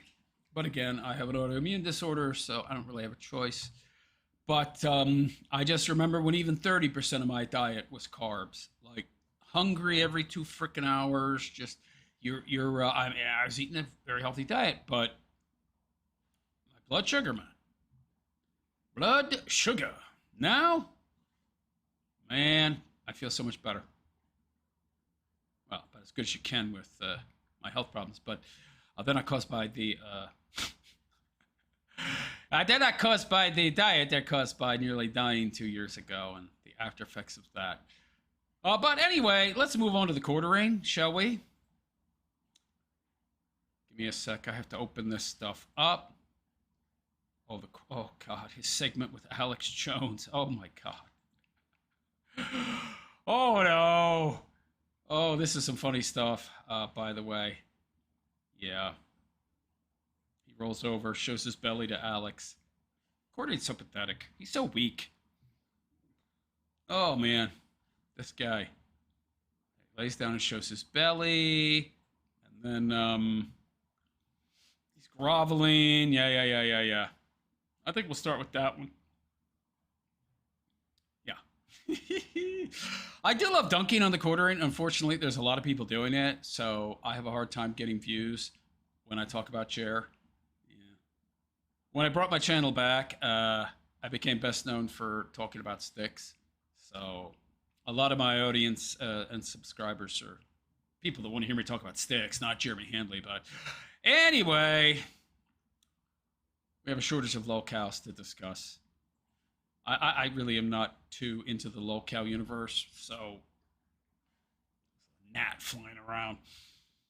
All right, let's turn back on screen capture. So keep in mind, I don't read comments when I'm doing commentary on a story.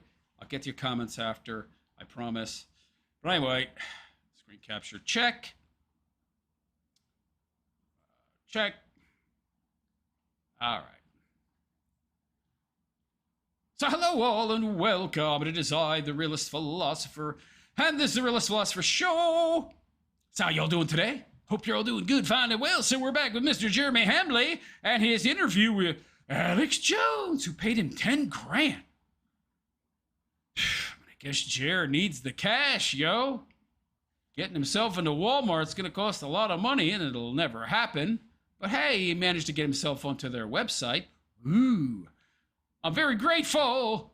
The quartering is groveling while Alex Jones is doodling on news story and showing tweets of what Jer said. Yeah, so Jer called out Alex Jones and insulted him and his son. Yeah. But of course, once he gets in the same space with Alex, he's all glazing and, bowing down, kowtowing. I thought he was going to push back on Alex, but he didn't. Jer was doing the little, beanie wearing people. Jer's lying. Yeah, well, that's all this guy does. He lies a lot. All right, let's hear it, Jer, how grateful you are to Alex Jones for giving you some money, because you need it. You big pauper beggar, you. This. Now, I find this opportunity, which I'm very grateful for, as a blessing, because it's my hope that maybe we can work together to point out the fact work together. He never working with you again, pal. That there very clearly is. Oh, there's one of the tweets they showing it on camera. Maybe the Pakistani bots are asleep. This is in reference to something that Alex said about his channel views, his live stream views on Twitter dropping 90%. And it turned out there was a problem. It was a glitch that has now been fixed. Alex, as a daily viewer, I have personally tuned out since you've been on the little ... beanie wearing people unaliving Charlie Kirk nonsense. Oh, it's nonsense, is it? Sounds almost like a claim, Jeremy. Do you have evidence to support that claim, buddy? You're sounding a lot like Candace Owens making these claims without evidence. Oh, it's just my opinion. I'll tune back in when you come back to your senses. Oh, wow. Yeah. He's talking tough in tweets, but not so tough when speaking directly to Alex. A concerted effort to divide the right. Now, you've gone from a staunch Trump supporter to somebody who's been critical of him. And I think many of the criticisms you've laid at the Trump administration's feet is valid. I don't support. By the way, does Jeremy ever call out Trump? I mean, does he ever say anything negative about Trump? Not too much. Trump attacking you, calling you low IQ or whatever stupid personal attacks he gave out. And you're right to be mad about that. But I'm concerned that you're getting a little, like, when you tweeted, I believe Israel was involved, has that changed? Do you still believe that Israel was involved? Because I think that is the core wedge issue on the right now, when we should be focusing on the left, who is laying back and continue. You mean the fake culture war? That isn't real, and it's just been created to divide us and distract us from the real problems, the real issues, you know, like the little ... beanie wearing people having too much control over our government, our Congress, our coffers. Continues to be demonic and continues to want us dead. I love it. Alex Jones is on camera doodling a Hitler mustache on that Yahoo. That's hilarious. And they are just gathering power across this country. We see Muslims winning elections in Michigan. Texas is being overrun by Muslims. You guys are having more Islamic foot washing stations in there. People aren't talking about that. They're talking about, you know, whether these are symptoms of the real problems. They're not the actual problems, which is, of course, why you want us to talk about these things, because I believe, in my opinion, somebody is paying you to try to get people refocused on these symptoms instead of actually exploring the real problems. not the Jews killed Charlie Kirk. Well, I am talking about Islamic. Of. I am talking about Islamic foot washing stations and the giant Islamic invasion. You are of Spain. Yeah. Yeah. By the way, why can't you do both? They're not mutually exclusive, pal. It's got to be one or the other. Yeah, of course. And then when I do, people go, "Why aren't you just attacking Israel?" By the way, look at Jeremy. He's so disheveled. He's so dirty. And his microphone has animal hair on it again. What? He cleaned his mic up, and now it's covered in dog hair again and cat hair. And his shirt is all wrinkled. Dude, you couldn't even iron your shirt to appear on Alex Jones? Really? I cover China. I cover Israel. I cover the UK trying to pass. Meanwhile, look at how immaculately Alex is dressed. He's wearing a silk shirt. There's not a wrinkle visible. I mean, he's so clean cut. He looks good. Meanwhile, look at Jer. Big raccoon eyes, wrinkled cotton shirt. At least he buttoned it almost up all the way. I mean, I guess that's something. Internet ID laws in the U.S. I'm against any foreign group manipulating our country. Me too.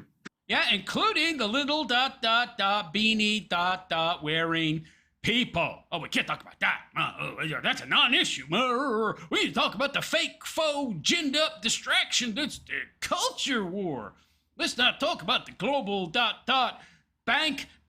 ers, right? The globalists. We don't want to talk about that, or the Council on Foreign Relations. No. Bohemian Grove. Oh, no. Let's talk about Muslim foot washing stations. That's the biggest problem. Ooh, okay, Jer. Yeah, right. Gotcha. Me too. But I think...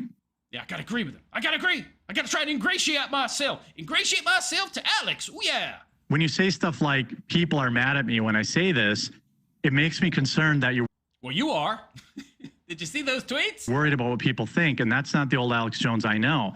I think you are... Oh, I love it. He's kissing Alex's butt. On the right path when you were debunking a lot of this crazy conspiracy theories. There's zero evidence connecting Israel. Well, so if there's no... Whoa, I don't know about that, pal. I don't know if there's zero evidence. There's certainly a lot of conjecture that can be made. And by the way, even if there's none and no reason to think they were involved, they're way too heavily involved, way too influential in our government. Look, I'm sure they've done a lot of bad stuff. I'm not a pro-Israel guy. I think we're both the same here. I'm America first, America only. I don't care about Israel. I don't care about Qatar. I don't care about Germany. I care about American citizens in America, just like those people in Israel, Qatar, and Germany would. Well, then you would want less foreign influence in our government, right, Chair? Care about their own citizens. But I have a problem. I have a real concern. Why? Is somebody paying you to have a problem? To have a concern? Inquiring minds want to know, buddy. With people getting sucked in to what I believe is a concerted effort to divide the right This is all nonsense. Divide the right. And I feel like some people are getting sucked into it because they see all the interaction and they see how popular this stuff is on X. And so they think, well, maybe I'm wrong. They gaslight themselves because, you know, the bot army, I mean, who benefits from dividing the right now? And that's what we. A certain little tiny ... hat ... beanie ... wearing country over there somewhere. We should really be asking ourselves, not whether or not Candace Owens' absurd lies. Whoa. That's a claim, Jer. That's a positive claim. I want to see your evidence that she's lying about something. I want to see your evidence that she's wrong. You see, just saying I don't believe is different than you making an actual claim. And that's an outright factual statement. Can you tinfoil hat wearing goofball, show me the receipts that prove that claim you just made? I want to see it, pal. About Tyler Robinson are true or not. She should be ignored completely because she is clearly driven to destroy the right and Is she? I haven't seen any evidence of that. Trading her narrative, which is, of course, exclusively, anybody who's looking at this honestly, is that Israel killed Charlie Kirk. I don't know, pal. I mean, she said she believes they were involved. I do as well, at some level. I don't know what that level is, how it manifests specifically, but I believe there's that they had a hand. Makes me crazy, I guess. Yeah. She's had a bunch of offshoots from. Meanwhile, you got Andrew Wilson popping up saying that 30-06 non-frangible rounds that are made for penetration and to deform when they strike solid matters had to make the biggest hole possible from entering to exiting that go through 2 cow femurs and a cinder block at 150 yards somehow managed to magically break apart while they're flying through the air. It could have even broken apart in midair, for all we know. A guy that is no master gunsmith, obviously. Wife claimed he was an Army sniper. He claimed he was in the military, the Army, for a year. All lies. What, we should believe him? Ooh, gotcha. That, but that is the core tenet of what she. By the way, this idiot gave him $5,000. is claiming, and that is why I believe it's also artificially inflated on multiple places. You didn't give any evidence. You didn't give any reason for your belief that it's somehow artificial or fake or lies or anything. You have no receipts. You have nothing. Okay, well, I'm just being honest Piker. when I point out. We'll get to Hassan Piker in a moment. I find it so interesting. She has no evidence for her beliefs. Now, I've just told you what I say are facts, factual claims, and I have no evidence either. But I'm actually making factual claims. Meanwhile, what she said is what she believes. But you're making claims, Jer. Where's the evidence? Oh, I got none. Gotcha, buddy. Frothing communist Islamicist. But but I just call the balls and strikes. So when you say people get pissed off at me on one thing or the other, I don't care, but I do mention what people are saying because I'm into what the population thinks. He's trying to say that Alex Jones is somehow being emotionally swayed by people's opinions and wants and desires to believe that the little ... beanie wearing people over there had something to do with it, so it's irrational and illogical, and he shouldn't let himself be swayed by these things because Jer, in my opinion, is being paid by those people. So any implication that I go with what pressure is the opposite. I neurotically do whatever I believe is real. Yeah, This now he's being irrationally pressured. What happened? Was that it? Into what the population thinks. So any implication that I go with what pressure is the opposite. All right, that's the end of that one. Moving on.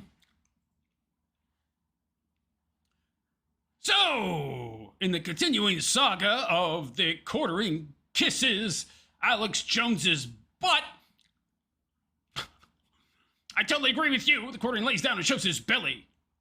What happened to the clips you sourced to show that Alex Jones lied, Jeremy? He has none. He was just calling Alex Jones a liar and insulting him and insulting his son so that Alex would want to have him on so he could clout chase and hopefully grow his audience, which is shrunk drastically in the past few months for obvious reasons. I've only recently found God, says Jer. Jer's the biggest grifter on the Kirk case. Yeah, absolutely. Said about America is on the verge of bankruptcy, And this war alone will derail that. And now we're seeing not just that as a prediction, it's now coming true. Yeah, didn't Jared said we should just glass Iran? Nuke them! Microwave time! Yeah, just glass it. Yeah. I totally agree with you. Even I started out more of a, well, you blow up a few things and move on.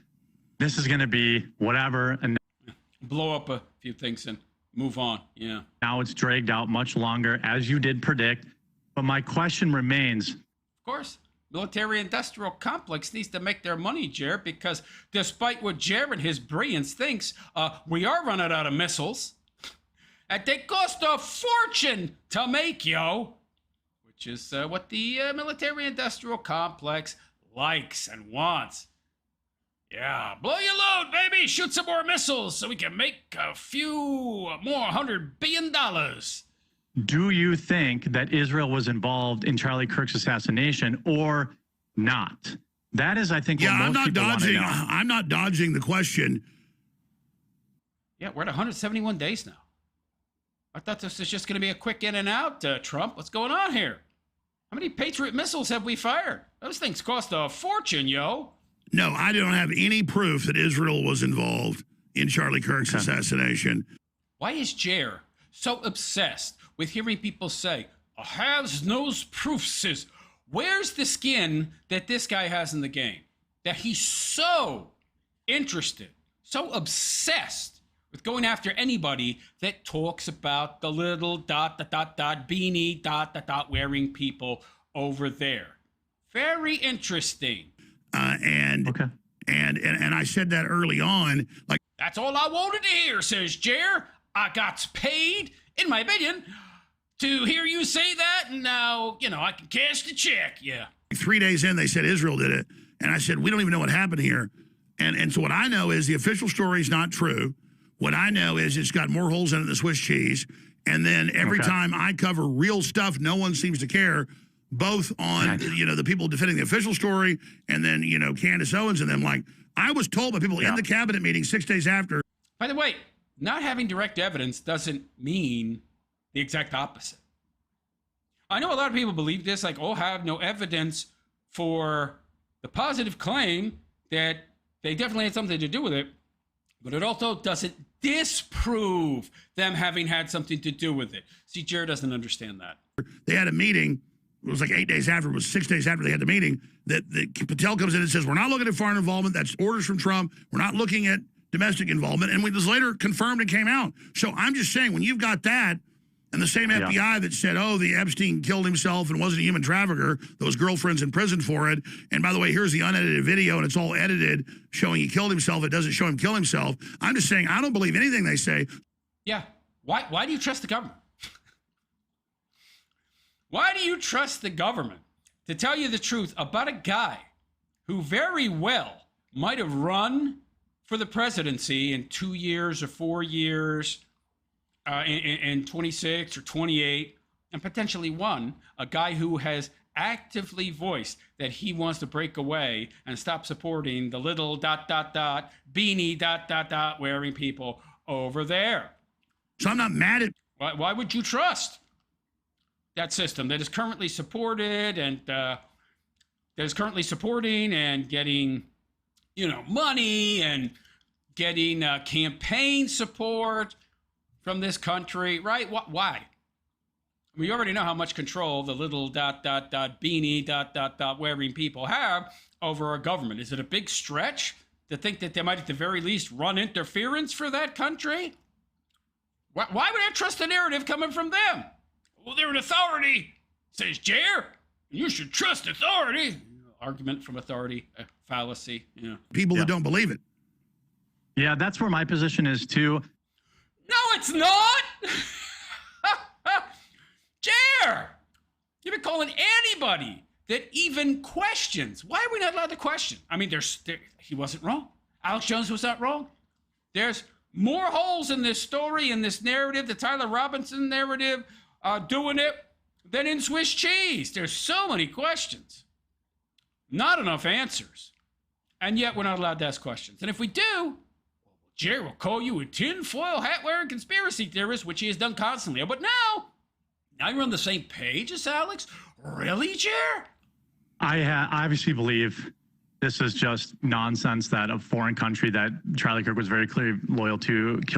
Charlie Kirk was not loyal. Okay, we've seen the texts. We've heard the texts. All right, he was breaking away from the little ... beanie ... hat wearing people. There's so much in question, so many questions to be answered. Why would they plow up the crime scene like within days and pave it over? Huh? Why'd Tyler Robinson leave a gun behind that he could take it with him? You're going to tell me he managed to sneak onto the campus with a rifle, get up onto that roof with a rifle, a roof that, by the way, he couldn't have actually made the shot from because there was a metal lip 2 to 3 inches high, vertical at the edge of the roof, and he was 10 to 15 feet away from the edge of the roof, so he couldn't have made the shot from where his position was seen on camera. But somehow he made it up there with that firearm, made it off the roof with that firearm, but instead of taking the firearm with him, he leaves it to be found, even though he could have just taken it with him, and then he would have got caught. Oh, but I'm just going to leave it behind like a dullard, even though I, pulled off this, sophisticated up, but I'm going to leave the weapon behind. There's so many more questions. I mean, the stuff about the bullet, it's, why wasn't there an exit wound? Well, it could have, according to Andrew Wilson, 30-06 non-frangible rounds, which is what that round was. It wasn't a frangible, it was a non-frangible. It was made for maximal penetration, but somehow it just broke apart in the air. Ooh, non-frangible 30-06 rounds, they break apart in the air all the time. They're magic bullets, man. It happens. Oh. But we agree on that. We can move on from that. No, you don't agree on that. He didn't agree with you that it's nonsense. He had to get that out. Let's listen to that again, right? No, we don't agree on that. I obviously believe this is just nonsense that. Based on no evidence. You have no receipts for your belief. That's just your belief. But it's okay that you have that belief because that is the acceptable opinion. That's the opinion. That's the narrative that the authorities are spreading, and I'm probably being paid to have, allegedly, in my opinion. So it's okay that I have a belief that isn't really supported by much of any evidence, really. All the evidence that I've seen is either hearsay or grainy as hell, and you can't see the guy's face. And it's like, who is that? And there's so many questions that still surround this case, and no really good answers. But and by the way, we know the government's track record on this kind of stuff. JFK, hello. Oh, but we should trust them. Oh, yeah, okay, sure, Jer. Yeah, it's nonsense, right? Yeah, based on what? Based on what? A foreign country that Charlie Kirk was very clearly loyal to killed. So he's pushing a narrative. He's pushing an agenda. He's got an agenda. I believe he's been paid. That's the only way. So either Jer has a new Rumble deal or he's getting paid off by the little ... beanie ... wearing people over there. Charlie Kirk crime scene cleanup operation confirmed. Yeah, why were they taking the camera down? There was a camera directly behind Charlie Kirk. Vanished. The TPUSA people took it down. Where's the footage? Gone. Oh, that's okay. Nothing suspicious about that. No. There's nothing suspicious here that would make you question the official narrative. Oh, no. But we agree on that. We can move on from that. He doesn't agree on that. This guy. He disagrees with you 100%. He said he believes they had involvement. What I'm really curious about, if it's okay, if we can just have a talk as I'm not a peer, you're on a different level. Oh, stop that. I love this. I'm going to kowtow and kiss your butt. So you'll take it easy on me, not give me a hard time, so I can spout my little ... beanie ... hat wearing propaganda BS that I've been paid to spout, in my opinion. And you'll let me spout it because they're paying my bills. Allegedly. Yeah. All humans are peers, and that's not going to get you. Seriously. No, sure. I'm just a regular guy, just like everybody else. My issue. Yeah, they're not peers. Alex Jones is many magnitudes larger than this goofball chair. Okay. I've really tried to call balls and strikes. The Charlie Kirk assassination gives me a headache because I can usually figure stuff out. The more I investigate, the more it gets confusing. This is a giant black hole. Yeah, I mean, I think there are questions about the case that I hope will be answered. Oh, there's questions that will be answered. Do tell, Jer, because you've just said you got to figure it out. And then it's total complete nonsense to think that some foreign country had involvement. It was just some lone furry goofball who managed to pull off a bringing up. He made it onto a college campus with a big giant rifle, got onto that roof without being seen, made a shot that couldn't actually be made given the physical architecture of the building itself, and he escaped unseen as well, but stupidly left behind a rifle. At the actual And 30-odd 6 rounds can just fragment from air. trial, I myself did not believe we'd ever even get to the pre-trial. I thought he would get. Yeah, let's shift the goalposts. Let's change the argument. Let's talk about anything else but that little ... beanie ... wearing place over there. Something would magically happen to him while he was in prison and we would never Epstein. get answers. Yeah. That would have been too obvious. Yeah, and to me, I want to get your opinion. I know you've shared it before, but I'm curious. So you're a Christian man. Yeah, shifted the goalposts. See, I called it. This guy's so obvious. You go to church, just like I do. I've only recently found God. Oh, dude, you ain't found no God. Yeah, your God is Mammon, okay? You worship Mammon, buddy. Okay, give it a rest. You found God. Yeah. Back in, Your God is the Dark Lord of the underworld, pal, okay? You degenerate, you. when Charlie Kirk Wife swapping, swinging.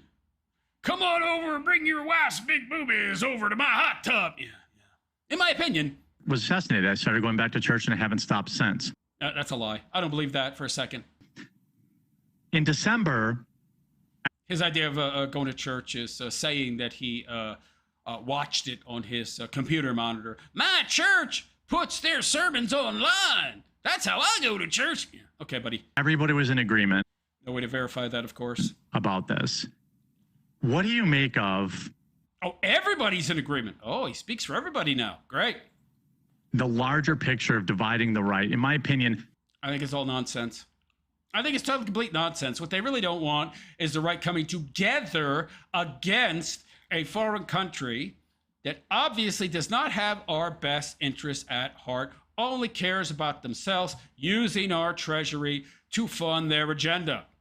TPUSA, a Christian organization, Erica Kirk, a Christian organization. That's for Erica Kirk. She's not qualified to run it. blameless victim in a horrific. Blameless victim. Show me the evidence. Dude, you do understand that lack of evidence isn't evidence for your claim. No, there's no evidence that she was involved and she's blameless. That's making a claim. There's no evidence that she has blame, but that doesn't mean she's blameless. Okay. Well, there's no evidence to say she has any guilt, so she's guiltless. I can prove it. No, you can't. Oh, man. This guy. Murder of her husband and the father of her children. You have no evidence for that.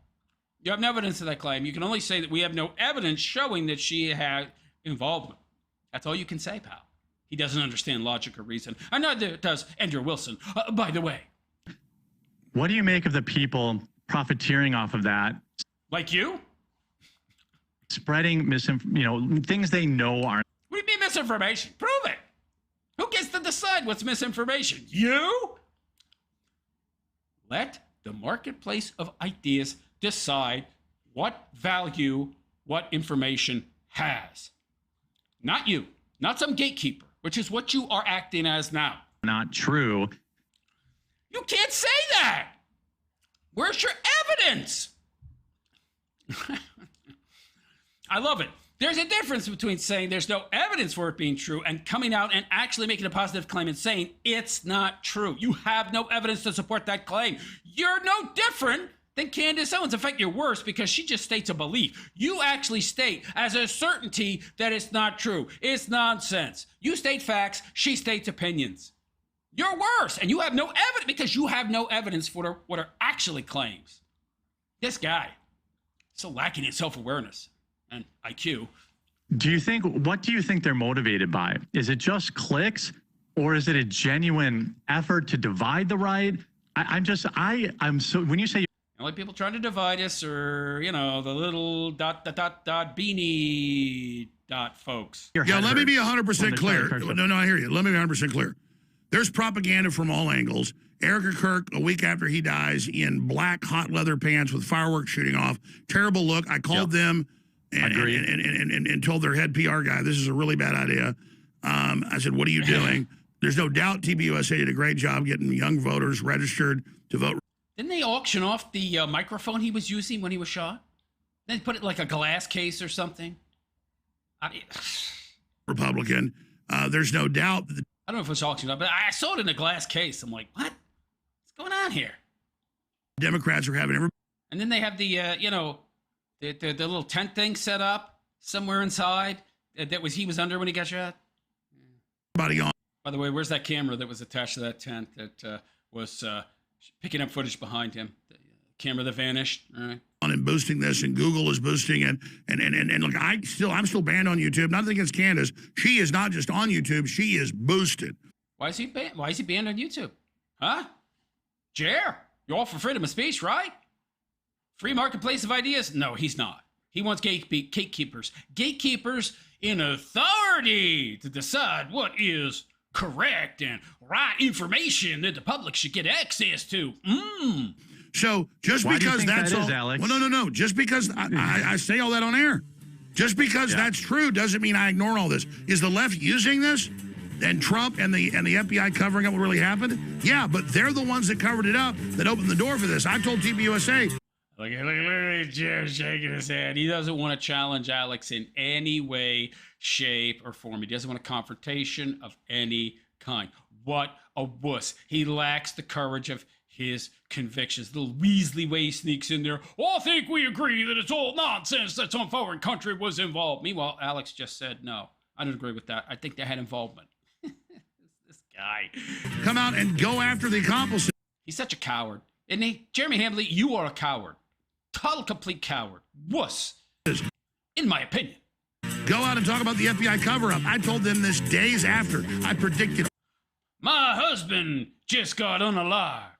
I'm going to show up in a sparkly gold pantsuit with fireworks going off and applause. That's totally, completely undeserved. You had no hand in building TPUSA. You just married the guy. You big giant honeypot broad, you. By the way, if you don't know how they met, okay, she went to see him. So her boyfriend worked, I believe, for TPUSA, and she went to TPUSA for a job interview or something, from what I understand. And then, like a short time later, Charlie Kirk was in Israel. Oh, I shouldn't have said that name. He was in the little ... beanie ... wearing people's country, and she was there as well, and she just happened to run into him by chance. They got reacquainted. Yeah, probably in his hotel room. And the goofball that Charlie Kirk was, and it's done a complete lack of experience with broads, and this hot chick, who at the time was very hot, being interested in him and doing and saying everything just right. Ooh, what were the odds that he wasn't going to marry that if she stuck around and stayed interested and rubbed his feet and gave him shoulder massages and cooked and cleaned for him? Oh, yeah, but they're meeting and getting together. It was totally, completely organic, I'm sure. By the way, she is also a little ... beanie ... wearing person as well. Something people don't know, but now you do. All of this. I said, this will bring down TPUSA, and they did not listen to me. Yeah, they only grifted $40 million off his death. Excuse me, his unaliving. Yeah, you want to know who's making the most money off of Charlie Kirk's unaliving? TPUSA! And they, cut off a little slice of it, $300,000, and gave it to, Andrew Wilson, in my opinion, to try and discredit her. Bad idea. Didn't work out so well.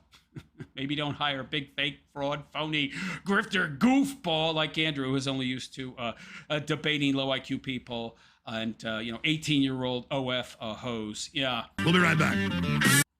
Yeah, so there you go. So Jared completely, totally rolls over for Alex, gets a little tiny bit of, anti narrative in there. It is something little beanie wearing people narrative. He tries to counter what he calls total complete nonsense, ineffectively, I might add. Meanwhile, Alex Jones pretty much ignored him much of the time, as you saw there, doodling on news stories and drawing Hitler mustaches on Netanyahu. That's hilarious. But anyway, there you go. So let me know what you think. Is Jared right? Do the beanie wearers, did they have anything to do with it? In my opinion, yes. Or were they totally completely uninvolved in all the weird circumstances, the questions, all the holes in the story, the fact that there's no definitive evidence that this guy, Tyler Robinson, was in any way, shape, or form involved, except for that rifle, which for some reason he was able to get onto the campus and onto the roof, but he couldn't get it off the campus, off the roof, even though he did, but he just decided to, hide it in some random woods, for no reason whatsoever. Sure, okay. Makes a lot of sense. But anyway, let me know what you think in the comments section. And please like and subscribe to my YouTube channel if you have not already. Hit that notification bell to be notified of any future content that I might create. And if you would like to support my continued content creation, please consider making a donation, guys. I could really use your support. If I want to keep the channel going, I need continued support. All right? So, leave a super chat. Join my channel as a monthly supporting member. There's multiple tiers. You can hit the join button below the video. You can also follow my Patreon, link in the description, or you can make a direct super chat, a direct donation via Cash App, which is totally anonymous for both you and me. My Cash App ID is also in the description. Anyway, on that note, I'm out of here. I am the Realist Philosopher, and I wish you all a good and pleasant day. And take care. Oh, total nonsense. Oh, I can say that with absolute authority, even though I have no evidence to support that claim, really. But hey, I'm allowed to make claims without evidence, but Candace Owens isn't allowed to voice her beliefs, which I'm going to label claims so I can then, go after her and try to discredit her. She's not allowed to voice beliefs, but I'm allowed to voice my beliefs and label them as claims, but I have no evidence. Lovely. Lovely. Yeah. Interesting. Jer is, I believe, a shill for the beanie people. But, hey, that's just my, opinion. My opinion, my only evidence is that he has just suddenly decided to have skin in the game. He shifted his focus, his beliefs, his views, to defending the beanie people, and he's suddenly become somehow flush with cash, even though his YouTube channel is only making about $2,000 a month. But he's got money to expand his business and keep paying his $10,000 a month mortgage, even though he's very wasteful, and he's let us know in the past, not too recently, that he hasn't saved for retirement. But somehow he's got the money to continue to fund his extravagant lifestyle. Ain't it interesting? But oh no. That's not evidence of anything. Okay.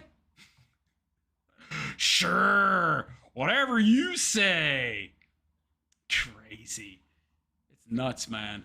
Anyway, let me get to your comments, if there's any. I doubt there's very many. I am not the main source of news or dunking of the quartering. But, yeah. Nima Problema. Every morning I drop... Okay, I don't know what that's about. What do we, Doily Swan, AJ was trolling him the whole time. Yes. Phil Yuri, Mossad might have better S to do than on the live occur. They might not. They might not. Considering he could have been president in 2028 or 2032. I don't know, pal. Phil Yuri. Doily Swan, Candace, always looks as though there's a big spider walking around her ceiling. Phil Yuri's laughing. Oh, you can laugh. Have you really studied this case? I mean, there's a lot of unanswered questions.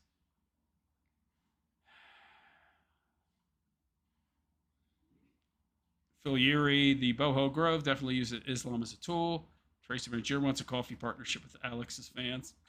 Actually, I could have reviewed the entire interaction between them, but it was too long.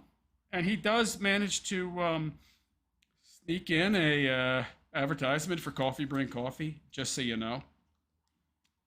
Yeah. You want to know who's making money off of this stuff? People like you, Chair. People like you, buddy.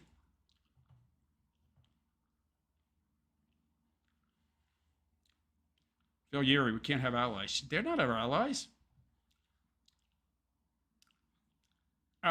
Alliance implies some kind of mutual benefit. We get no benefit from being allied with those people. They just take our money. That's it. They just steal our resources. That's like saying the Mexicans are our allies because, it's like 50 million of them living here illegally. They're our allies, yeah. They're sending their best and brightest to our country to rob us blind. Yeah, some allies. I can do without those kind of allies, man. Tracerman, didn't Andrew claim he was with the NRA as a gunsmith? He claimed to be a master gunsmith. He lied. I offered him a debate. I even offered to bring a gun that needed to be fixed and asked him if he could fix it for me. Of course, he did not respond. Hey, Andrew, I can get a gun that's all messed up, man. We could do a live stream together, and I could come there physically. And you can, fix the gun, right? Bring your master gunsmith toolkit. You can, diagnose the problem and fix the firearm on camera, right? I could come on the, whatever podcast. And you could fix that puppy, man. And show us all what a master gunsmith you are, because you're a master debater, right? You must be a master gunsmith, too. I want an army sniper, even though you were never in the army. Daily Swan, Jared looks like a 30-year-old who's being asked who fed all the cookies to the dog. I don't know. Tracerman, did Jer pay Alex for this interview? No, Alex paid him. Alex offered him 10 grand to appear. Mm-hmm.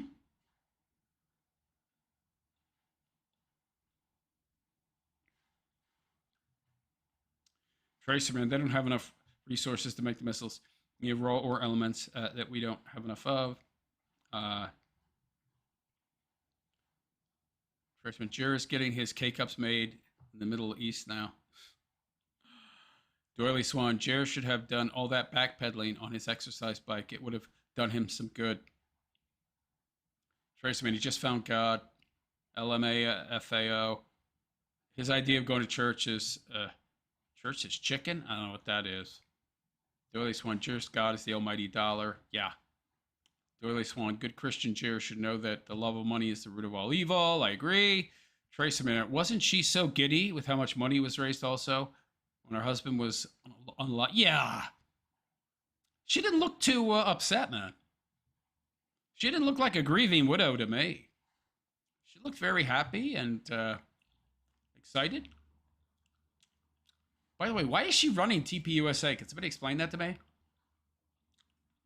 She has she knows nothing about running a business. She was like some ditzy wannabe model. Mostly just gallivanting around. Never really had a real job as far as I know. Now she's running a organization that's worth how much money? I mean, she doesn't know what she's doing. Why is she there? Oh, she's controlled. That's what you want in that position, man. Right? You want a dullard. You want a dummy. You want a puppet.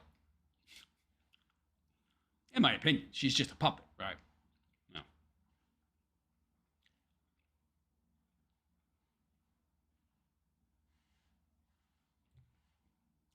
That's my opinion, of course.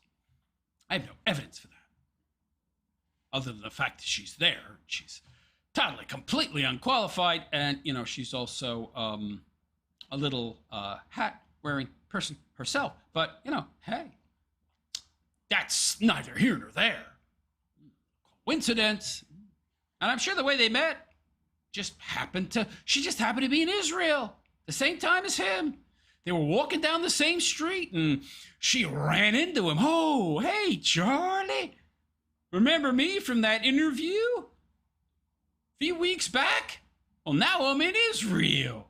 Oh, it's a interesting coincidence. Let's go back to your hotel. Ha ha ha. Oh, baby. Yeah, I buy that. Oh, yeah.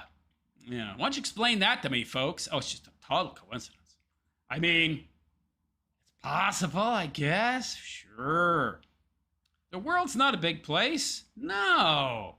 Sure, they were just in Israel at the same time, on the same street, at the same time, on the same street, in a foreign country. She had no idea he'd be there. She just happened to be there at the same time. They just organically ran into each other. Yeah. Sure. There's only 7-8 million people there. Come on. Nothing but a coincidence. But anyway, yeah. You folks believe whatever you want. All right, we got some more. We've either got Styx. I have some more Styx. We do have Styx, though. I think I'm going to need some food, though. I didn't get enough to eat. I'll have to grab something really quick. So I'm going to be right back. Don't go nowhere. I'll only be like a minute or two. Well, maybe two. So, yes, I'll be right back.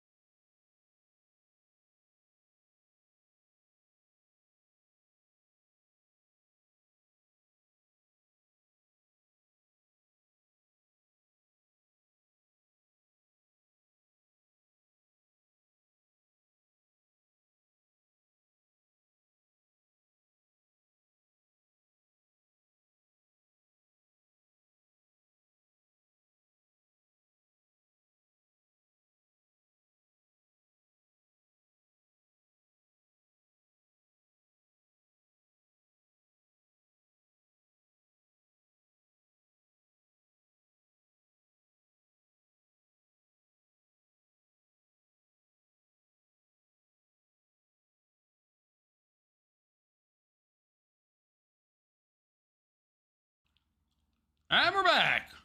Sorry about that. I could have waited, but kind of tired. Need a little more energy.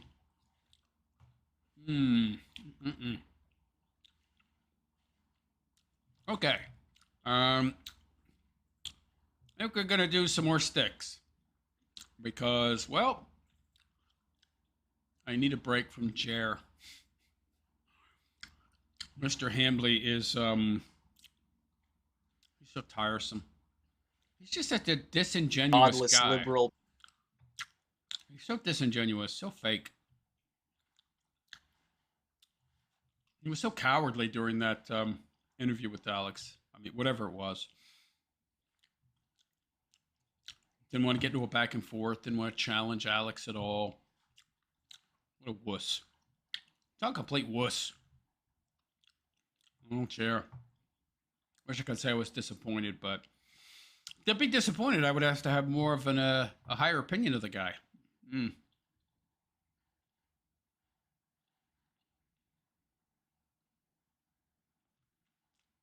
Honestly, my opinion couldn't get lower in regards to Mr. Hambley. But anyway, yep, let's move on.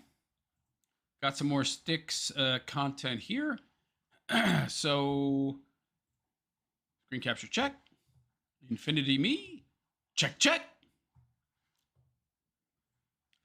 Goofball Styxola from 16, it's not 15 years ago, it's 16, actually.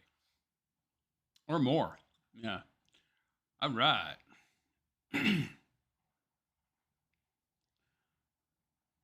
So hello all and welcome. It is I, the Realist Philosopher, and this is the Realist Philosopher Show.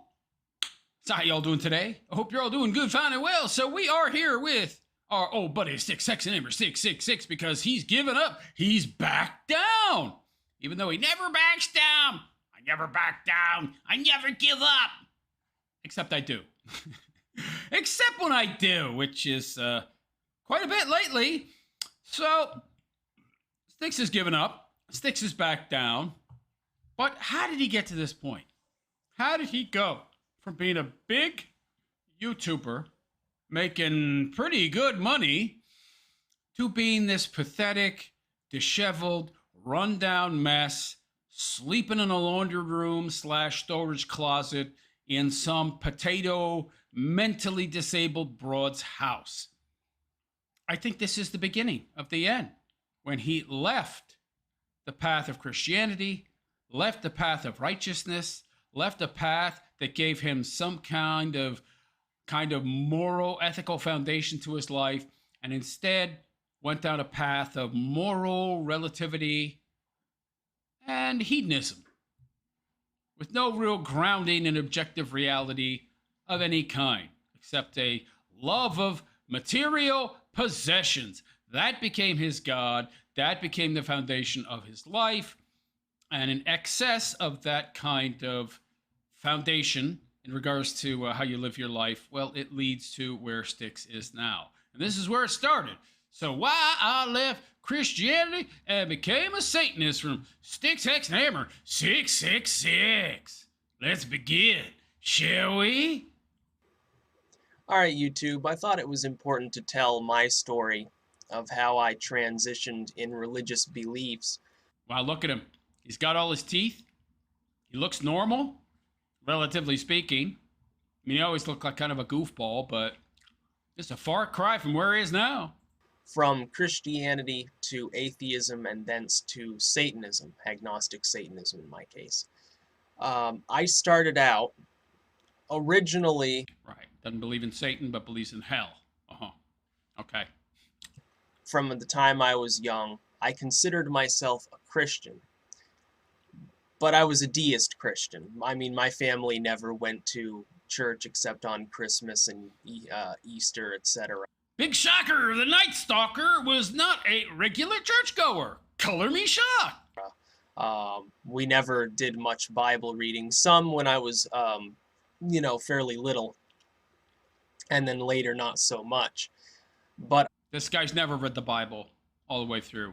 Guarantee it. I became a fundamentalist evangelical Christian at the age of 15 and continued that along until about the time I graduated high school. When I went to college, of course, things changed a little, but not for the reasons that one would suspect. A fundamentalist Christian would look at this and automatically assume that I met a bunch of godless liberal professors who convinced me in the name of Lucifer that Christianity was a lie, or some Marxist came along and influenced me, or some strange thing like that. Not all that strange. That's generally how it works in universities today. Which couldn't be further from the truth. They seduce you with materialism. Yeah! Actually, I got into evangelical Christianity because, actually, my mother became more interested. The fry cook, the pothead. In religion as she went through her midlife crisis stage, and unfortunately dragged me into it as well. And I didn't really mind it. I mean, it didn't really matter to me. Your mother dragging you into her midlife crisis? You didn't mind it? He's a mama's boy. Uh-huh. He's like the son husband, right? Probably not too close to her husband. So she kind of forms a weird relationship with the son. Part hubby. Yeah. And in a way, it was interesting to learn about Christianity from a more inside perspective. It was a non-denominational but definitely Protestant church with Protestants. I don't know. I'm not a big fan of them. views that I suppose you could liken to Pentecostal, although it didn't belong to that specific denomination. It was. Aren't there a lot of Protestant churches with the lesbo preachers and weird stuff like that? It's definitely an evangelical ministry, though. I tithed and did all that stuff. I was baptized. Tithed with what? You never had a job. What money did you have, buddy? I mean, before your YouTube career, anyway. And indeed gave quite a bit of money to certain evangelical ventures in China at one point. What? A missionary journey which yielded hundreds of converts. So actually, there are probably people out there in China that are converted to Christianity as a result of what I did, which is kind of. Well, you're such an important man, Styx. You're so important. You brought so many of those Chinese people to God. Congratulations. Kind of funny when you really think about it, considering where I ended up. Yeah, he regrets it now. He wishes he had brought them to his dark master, Lucifer, the stolus owl demon. Maybe it might have gotten him more cred. Maybe his life wouldn't be so off the rails now if he had converted a few more people to the Dark Lord. Yeah. But then, as I went through my freshman year of college, Was that his only year? I started researching religion, not just Christian religion, but all religions, from the view of general interest. Mm-hmm. That is, that I looked online, made use of the library, and started comparing various religions. Because at that time, as an evangelical, I was interested specifically in things like Revelation, and I was wondering about comparing that to other religions and seeing what they had to say. And as I was studying text, He was hoping to find something that told him he was a prophet, right? Delusions of grandeur with this guy. and websites, etc., on various religions, I came to a startling conclusion. Not so startling, I'm sure. I came upon There's no God! Yeah. the information that the Gospels were written up to 40 or 50 years after Jesus died. Yeah, everybody knows that, man. That's common knowledge. You didn't know that? That indeed what I had been told in the church, which was that the Gospels were written by people who were firsthand at that time with Jesus, walking around with him, that was not true. And weren't some of them supposed to have been written by disciples? I mean, there's the Council of Nicaea, of course, and that decided which Gospels, which books would actually be included in the Bible. So there was some editorializing going on there, sure, but learned that it was theologically and historically accurate that that wasn't the case. Ooh. I learned about the books that had been banned from the Bible. I learned about the political notions behind the Council of Nicaea and the compilation of the Bible, the canon. Mm-hmm. I learned about the fact. You surprised there was some politics involved? That the largest Christian denomination, the Catholic denomination, openly criticizes Revelation as being nothing more than a symbolic text, and with theologians occasionally claiming it should never have been canonized in the first place. And I looked, and also, since I came from that one non-denominational Protestant background, I wasn't aware of the teachings of other groups within Christianity and didn't realize how many differences there were between groups.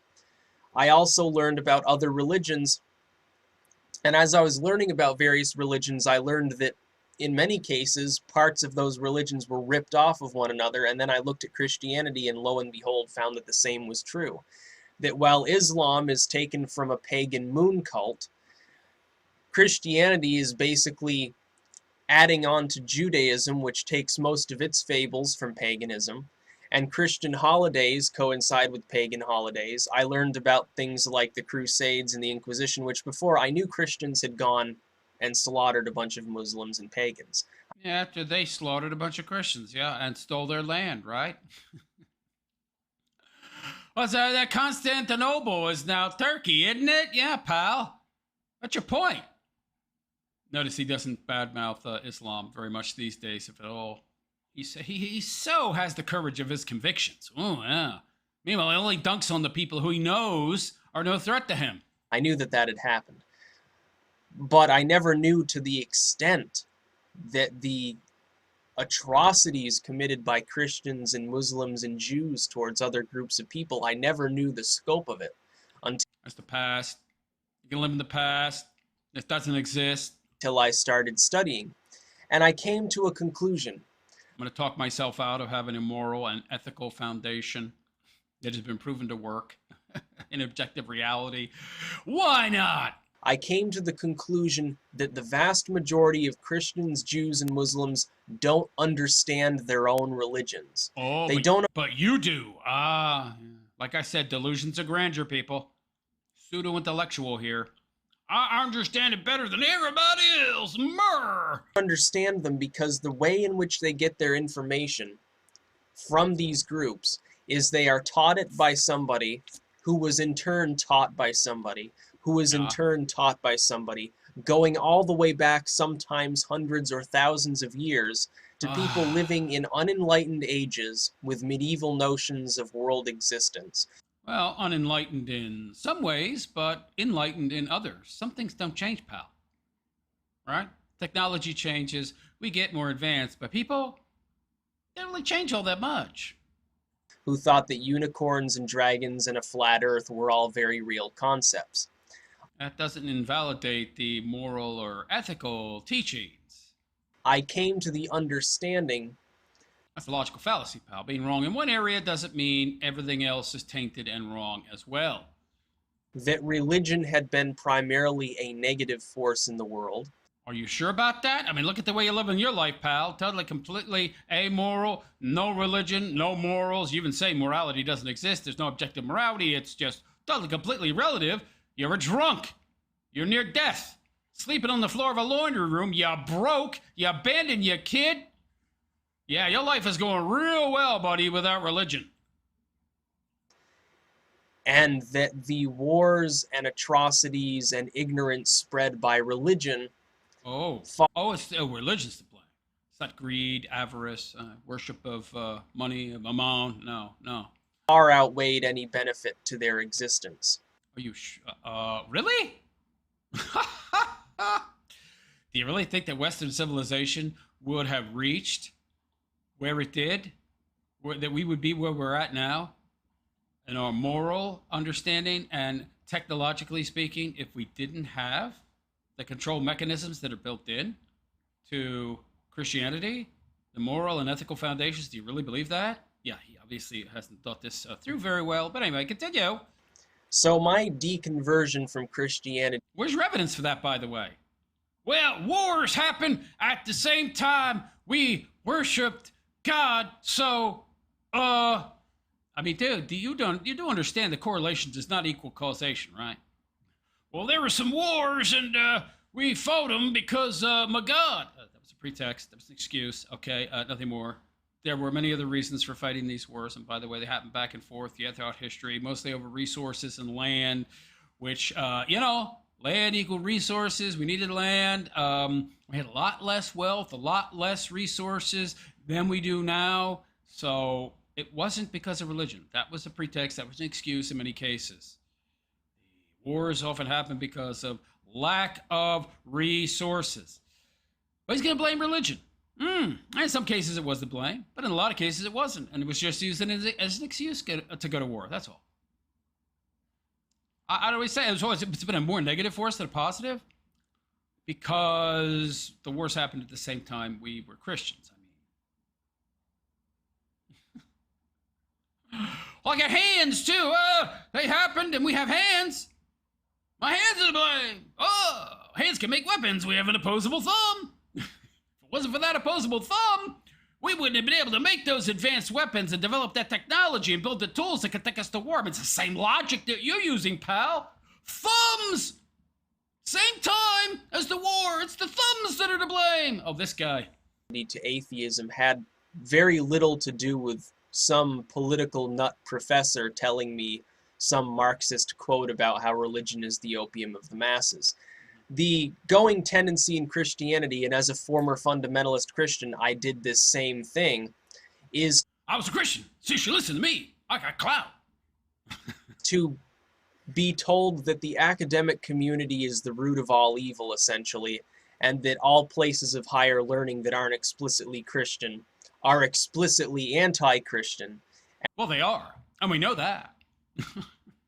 Have you ever been on a college campus and said you're a Christian and tried to preach the word? Buddy, you're lucky if you get out of there alive, man. And attempting to destroy the Christian faith. I honestly... Well, they are.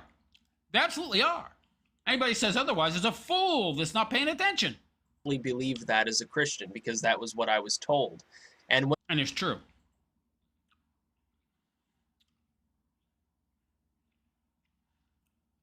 When you're a Christian in a more evangelical community, I'm sure this isn't the case in most liberal Christian churches. And in fact, having gone... You mean the ones that have the gay pastors and the lesbian, preachers and such, and the rainbow flags hanging in them? Yeah. To some of them as well at later dates, I can say, even among the Catholics, which are a relatively conservative group. Yeah, those people that in those rainbow churches are a bunch of heretics, okay? There's not nearly the same politicization, maybe at the higher levels, but not at the public level that's exposed to the people directly.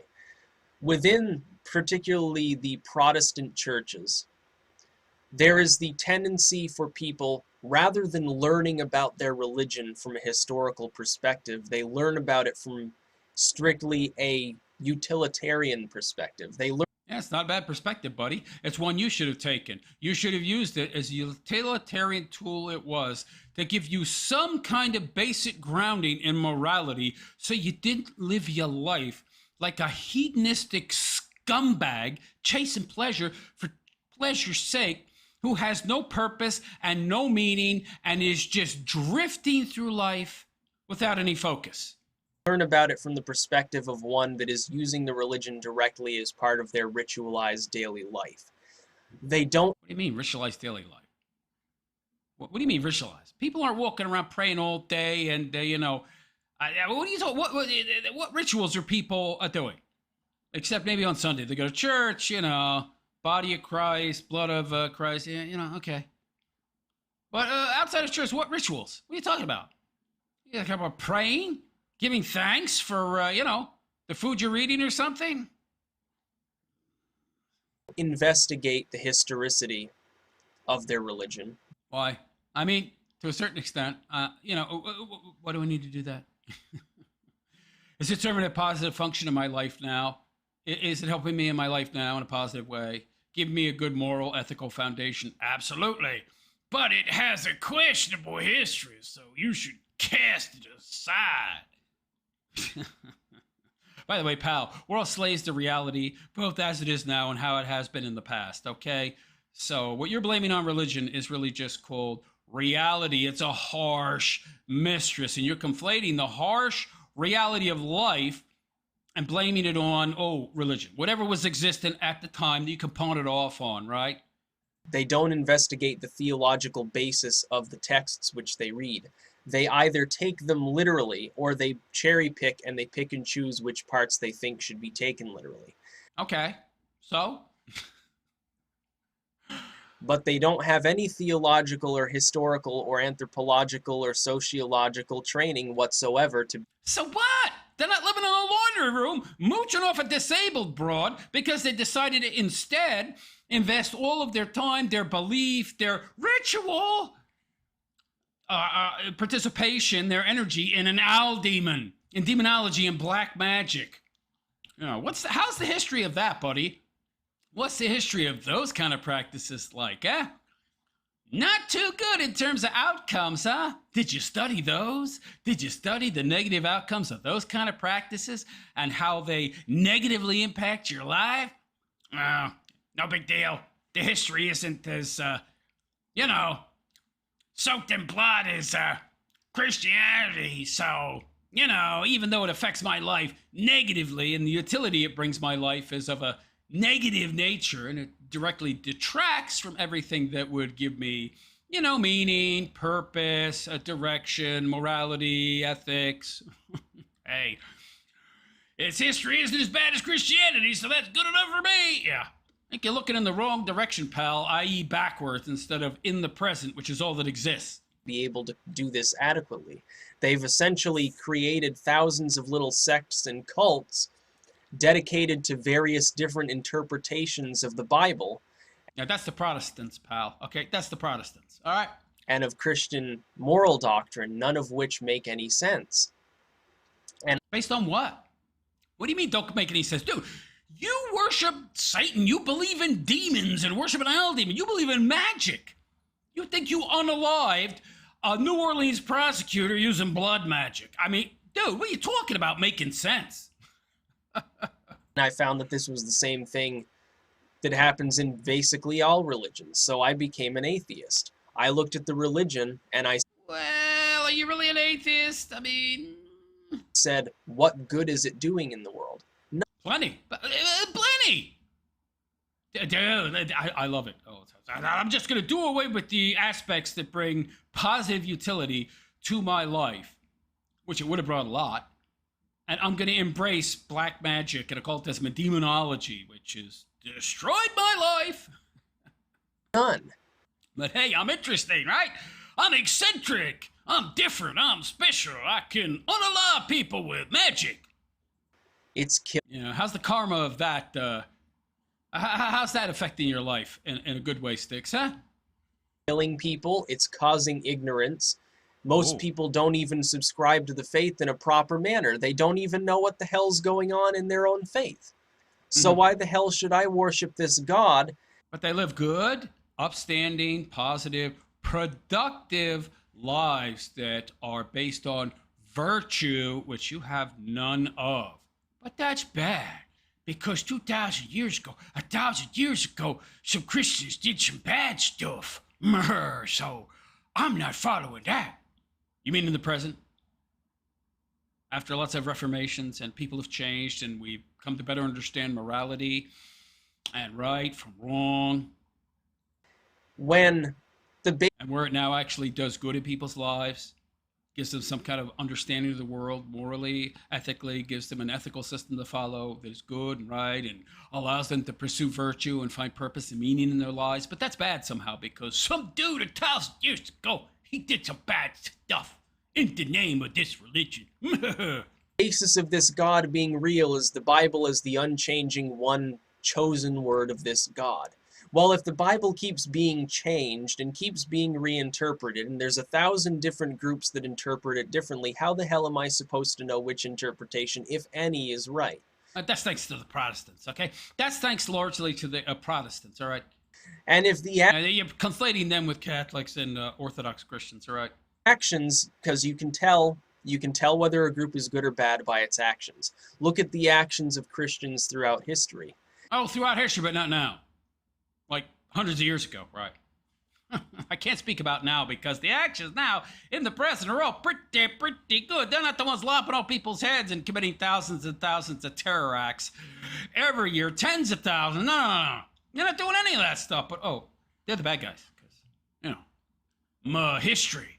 Genocide, rape, pillaging, forced conversion, murder, and ignorance. That's centuries ago. Can you talk about the present? Of course not. It's not a very good track record until very recently. Oh, you mean very recently? Okay. And indeed, into the present day, Christians have done some terrible things. You got to really, really look hard, pal. Especially compared to other religions, okay? Right now, it has. Of course, you don't want to name any of the good stuff, because that far outweighs the negatives that you would have to really search hard for to find in the present. I can't come up with good reasons to be Christian because that goes against my biases. I don't want to do that. Happens to be baselessly standing against gay marriage. Are you kidding me? We're below replacement, dude. Your libertarian mindset will make the human race go extinct. Do you really think the humans in the past were that unenlightened? Do you think they didn't understand that the more that you embrace hedonism and degeneracy, the more unable your culture, your society becomes to actually exist, continue existing? If it wasn't for third world immigrants coming into America, our population would just keep dropping, and in a century or two, whitey won't even exist. But that's okay. That's okay. Because you gotta be able to have bum sex. Bum sex! Easy sex! Woman, it's too much of a pain in the butt. They're so difficult. Let's just go and become a butt pirate, right? Yeah, that's easier. Yeah, it's easier. It's also, gonna cause us to go extinct. But hey, that's okay. No problem there. For the mere purpose that God hates them godless sodomites. God hates them Sodom and Gomorrah people because... Well, they will cause us to go extinct if we continue pushing that degeneracy, which is exactly what we're doing right now. And it's a fact. We're below replacement. Well below. They're evil. And then if you go and... And by the way, within 3 generations, guess what? Immigrants to this country, they also are below replacement by the 3rd generation. So... you look at the Bible from a literalist perspective, you can say that that story had little to do with the fact that gay was a sin and more to do with the fact that these people were attempting to rape a couple of angels. But again... it's bad because it will cause the human race to go extinct. Buddy. Christians don't look at the Bible from that perspective. They look at it from a literalist perspective and say everything in there is the undeniable truth of God, or they say... well, it's certainly an undeniable truth that we will go extinct if we continue down the hedonistic, degenerate path that you advocate for. Do what thou wilt, be the whole of the law. Yeah, bad idea. Oh, but they were unenlightened barbarians in the past. They didn't understand nothing. I don't think you understand anything, pal. Well, this Bible's the inalienable truth of God, but some parts were meant to be taken metaphorically. And that's what they do. And they do this in other religions. They do this in Islam. They do this in Judaism. They do this in Hinduism and But you can't use it for its utility? Huh? No. God forbid. Buddhism and all the other religious and philosophical paths. So at that point, I became an atheist. But then I how's that working for you, buddy? Looked, and I said, atheism is empty. It isn't a value system. It's the absence of that value system. So I started looking around. I realized that all of the mainstream religions were bullshit. So I started looking at various paths. No, well, no. What about the ethical system involved? What about the morality? All right. What about the lessons that these people actually did understand? Lessons that got us through 2,000 years and allowed us to reach where we are now. With all this wonderful technology and the internet and cars and planes. We're flying through the air, baby. You ever said that? I find it interesting. So he's okay with attributing every negative, destructive occurrence in human history to religion because, well, they existed at the same time among the same culture and society, but he's not okay with attributing all of the positive aspects, discoveries, inventions that we developed through those thousands of years. He's not okay with attributing that to religion, even though by his logic, we should be doing exactly that. Oh, so interesting, this guy.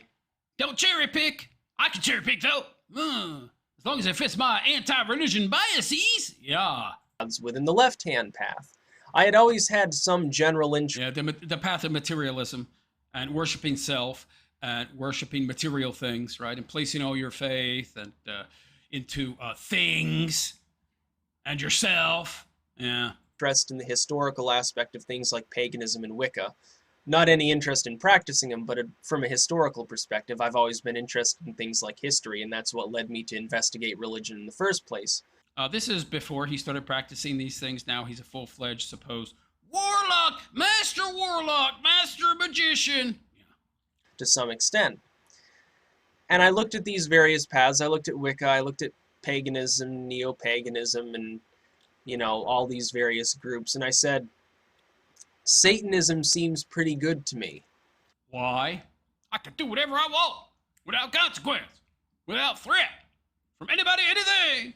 Just do whatever I want, without having to consider the consequences to myself or others. Yeah. How's that working out for you, buddy? I looked and I studied the Satanic Bible and the various teachings of the Church of Satan, and I said, Satanic Bible written by Anton LaVey. Yeah, another hedonistic scumbag, yeah. This philosophy essentially is sound, but I don't agree with some of the... It's not a philosophy, it's dogma. All religion is dogma. It's not philosophy, okay? ...administrative tenets of this group. And same with the Temple of Set. You know what? I want to know what I mean? Look up dogma, okay? I like the philosophy behind Satanism. There's no philosophy. None. But I don't really agree with the notion... Philosophy is a tool of the mind to better understand reality. That's it. Okay? Satanism is not philosophy. Religions are not philosophy. That another person is telling me any sort of moral guide like they do with the Satanic Bible. There's no morals. Do whatever you want. Feels good? Do it. Do it more. Center your whole life around that feeling, that pleasure. But then I discovered there were plenty of Satanists who were independent Satanists. They weren't members of the Church of Satan. They weren't members of the Temple of Set. And they didn't worship the devil like theistic Satanists, devil worshippers. And so I became... Even better, I'm beholden to nobody but myself. I'm my own God. Yeah. Which is what he says, by the way. I'm an independent Satanist. So now rather than... I could just make it up. Make it up as I go along, baby. Yeah. Including morality. Yeah. Getting my truth from somebody else, I make up my own mind. You make up your own truth, which is, I mean, there's no such thing as your own truth. There's just truth. He sounds like a liberal. He sounds like a libtard, doesn't he? Yeah. I analyze the things as they come in, and I decide what makes sense and what doesn't. What feels best? Based on cold... What's the quickest, easiest path? Woohoo! Yeah. Cold rational logic. Now, yeah, you have no cold rational logic, pal. Okay, trust me on that. Now, within this, is there the tendency to make mistakes? Of course there is. But my tendency... You made a lot of them, buddy. ...to make mistakes based on my logic is going to be no different than anybody else's. Wrong. Wrong. Because of what you base the foundation of your life on is building a house on a foundation of sand. Not granite. Not concrete. Not anything solid. So rather than make the mistake of listening to the media or listening to some religious leader tell me what to do or tell... You mean giving you some kind of moral foundation, right? An ethical system that will lead to purpose and meaning and actually focusing on developing virtues. Instead, you decided to follow a path that leads to nothing but vice, replacing virtue, and held up as some kind of virtue. That leads nowhere good, buddy. Me what's true or tell me what to believe. Why shouldn't I do that myself? If I be your own God, you mean? Right, yeah. Make a mistake, who cares? Well, obviously you don't, so why should I, right? And obviously nobody else cares about you and the mistakes you're making. You're all alone, man. If they make a mistake, it's a mistake for billions of people. If Fox News makes a mistake, 100 million people are fooled into believing a lie. If I make... What lie? What are you talking about? Can you give an example? Give me an example, pal. Make a mistake, the only person that's harmed is myself. That's not true. What about your kid who now has no father? What about your ex-wife who you left hanging there, right? You wasted years of her life, gave her a kid that you're not there to support now. What about your parents, huh? Probably worried to death about you. What about this potato that you're taking advantage of? You paying any rent there? Of course not. Dude, what are you talking about? Your actions have tons of consequences, not to mention the fact that you have a large audience, many of whom have probably followed your example and ended up going down the same bad path, like that Nikki broad that you were banging, and then you were banging her, then she knocked your tooth out because you woke her up out of her nap. Pal, she followed you from day one, she said so, and you probably negatively influenced the path of her life and many other people. Nobody else is hurt, only me. That's a lie. That's a lie. I just do whatever I want. You know, whatever unforeseen consequences arise that harm others, well, I didn't see it because I don't care and I'm not looking. I don't understand that my actions and the things that I, verbalize on a huge platform with 500,000 followers could affect others negatively. So it's a positive step in the right direction. No, it's a negative step in the wrong direction. Because by determining my own beliefs and determining my own truth and determining my own morality. You can't determine your own truth. What are you talking about? That's absurd. What does that mean? Determine my own truth. I don't know what that means. It sounds like total nonsense. You can't determine your own truth. Black is black. White is white. Water's wet. Water's water. Water's H2O. You can't determine that to be something other than what it is because you wanna. I am but perception's reality. No, it's not. Perception is not an output tool, buddy. It's an input tool. exercising what essentially equates to godhood. See, I called it. I didn't watch this video beforehand, by the way. I'm now a god. Ho, ho, ho. You're a drunk god. You're God sleeping on a blow-up mattress in a laundry room. Near death with cirrhosis of the liver. It's not much of a god, pal. I have become my own god. Not Wow, that's something really to aspire to, buddy. How's that working out for you? in a literal sense of, yeah, Not so good. And it hasn't worked out so good for anybody that's followed that path. And that's why people are taught not to follow that path, okay? It's called wisdom, pal. It's called learning from the mistakes of others, which you don't seem to want to do. He tosses the baby out with the bathwater, see? That's the idiotic mistake that this dude made. Well, religion isn't perfect, so I'm just going to throw it all out. There's nothing there of value because in the past, some people who called themselves this thing did some bad stuff. So all the good stuff, I'm going to ignore that too. Great. You're so wise. yes, I have absolute power, ha ha ha. I can create and destroy and mess with people's lives. Not something like that, but in a symbolic manner. Well, that's what you've done, though. It's interesting he says that. Oh, in a very cavalier way, but that's the truth, buddy. You have messed with a lot of people's lives. I have become my own god because I have put myself at the center of my own existence. Right, you're at the center of the universe, right? That is the description of a malignant narcissist, pal. Not in a negative way, as then. It is negative. That you can't make it positive. But it is negative, intrinsically.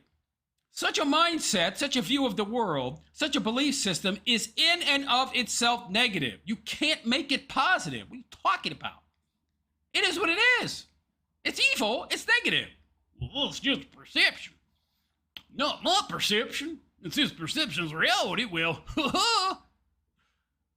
I'm more important than you, and I'll smite you till you are smashed to smithereens and Yeah, 130-pound dude. You ain't smiting nobody, pal. shrivel away, Well, you're the only one shriveling away, buddy. wither up in the hot sun. Nothing like that. That's a lie. That's a lie. Self-motivation. That's exactly where you get into this kind of stuff, pal. So you can smite other people, right? Feel powerful. Feel special, right? Self-discipline. You have the... Dude, your life is the opposite of self-discipline. You're an addict. You're an alcoholic. You're a booze head. You're in total complete denial. What are you talking about? You have no discipline. What? Rational thought and logic. You have no right. Dude, you think you can unalive people using blood magic, and you believe in an owl demon. And you think you signed a contract with the Dark Lord of the Netherworld. What is this nonsense he's babbling? Things which are utterly and completely lacking in all of the right-hand path religions. Right-hand path. You mean things that teach you to embrace virtue, and not vice, right?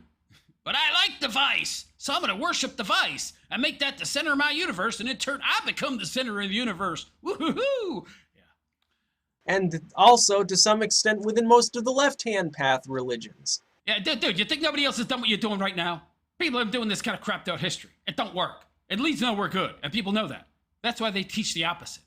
Right? That's why they teach not to go down this path, huh? You think you're the first person to go down this path? No, you're not the first person to go down this path. Far from it. Wicca is a highly naturalistic, very positive religion which I have infinite respect for. No, it's not. Leads nowhere good, pal. Leads nowhere good. But they still make some of the same mistakes that Christians make. You're just opening yourself up to dark forces that can manipulate you, and it never goes anywhere good, pal. Just look at your life. By presupposing the existence of this dual entity they call the god and goddess. Now, do I get on their case about it? No, because I consider their religion essentially a positive religion based on true moral virtue. You don't know anything about true moral virtue, man. You believe morality is completely, totally relative. There can't be true moral virtue if you're a moral relativist. What the hell are you talking about? And based on a rational Oh, he's reading notes. Oh, God. viewpoint of the world from an ecological perspective. You have no rational viewpoints, okay? And a pagan perspective that is far older than Christianity, Judaism. Yeah, that's just another type of argument from authority. Well, it's older! Oh, we have authority because my age! Get out of here. It's so stupid. These are some dumb arguments. Or Islam. But am I going to join their group? No, because it doesn't work for me. Satanism works for me. Of course. Yeah. And by the way, no matter what he says now, he's still a Satanist, okay? He claims not to be one anymore simply because he wants to appeal more to his Christian conservative audience, which much of that audience is conservative, although not too many people watch this guy anymore. It is a complete self-endeavor. Mm-hmm. And that is the story of how I went from becoming a deist to a fundamentalist to an atheist to an agnostic independent Satanist. Peace out. Yeah, pal, you've destroyed your life. This ideology, it's not a philosophy, it's an ideology, and it's an evil ideology, okay? Living your life just for pleasure's sake, being a total, complete hedonist, embracing vice as if it was virtue, while ignoring actual virtue, which we have learned what actual virtue is from thousands and thousands of years of experimentation and looking at cause and effect. You threw all that out the window because there were some wars. There were some wars in history. People were warring for resources and land, and there was religion, and that's bad, so I'm going to throw the baby out with the bathwater, and any positive lessons that were contained within that religion, well, no. Those are also tainted. No good, useless. Not even going to use them for the utility. That's brilliant. And he claims to be rational and reasonable. But anyway, there you go. So that's how Styxy boy headed down the wrong path. This is where it began. We see where it ended up. Nowhere good. And it never ends up anywhere good for people who follow this path. Never. But anyway, let me know what you think in the comment section, and please like and subscribe to my YouTube channel if you have not already. Hit that notification bell to be notified of any future content that I might create. And if you like and appreciate the way I tell it like it is, or just the way I tell it, well, there's a number of ways to support my channel. One, you can just share the content. Twitter, Facebook, Instagram. Share it, baby, so other people hear what I have to say. If you'd like to support me in a more direct way, you can leave a super chat. Any amount's greatly appreciated. You can also join my YouTube channel as a monthly member. Hit that join button below the video. Find out what that's about. Or you can support my Patreon on a monthly basis. Link in the description. Or you can make a direct donation via my Cash App. And my Cash App ID is also in the description. Anyway, on that note, guys, I am out of here. I am the realist philosopher, and I wish you all a good and pleasant day. And take care. This guy. Wow, that's where it all started to go wrong for him, man. He had a long run, I'll give him that, but yeah. Things are fine until they're not, yo. The bill comes due eventually, baby. You can put off paying it for a while, but not forever. He don't know that. Yeah, of course not. All right. What do we got?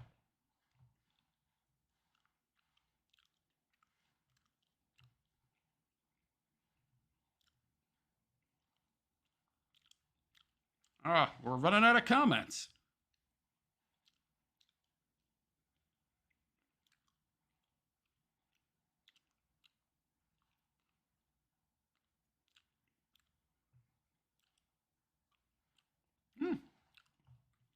Comments are dead. Oh, I've lost. Holy crap. Dropped a lot of frames. Well, that's not good. What the hell? 3,340 frames dropped? Eek. Oh, wow. What the hell happened? Oh, that's bad. Maybe I shouldn't have turned up the bitrate. Ooh. Yeesh. Well, looks like the comments have died, which is unfortunate. Let me restore and reload chat. Reload. See if I missed anything. Nope.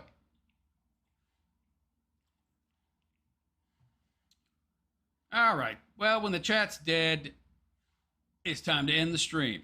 All right, folks. I will be back Friday, an hour later than tonight. So I think 12 o'clock, midnight, New York City time. So I hope to see you then. Anyhow, on that note, I am out of here. I am the realist philosopher, and I wish you all a good and pleasant day. And take care.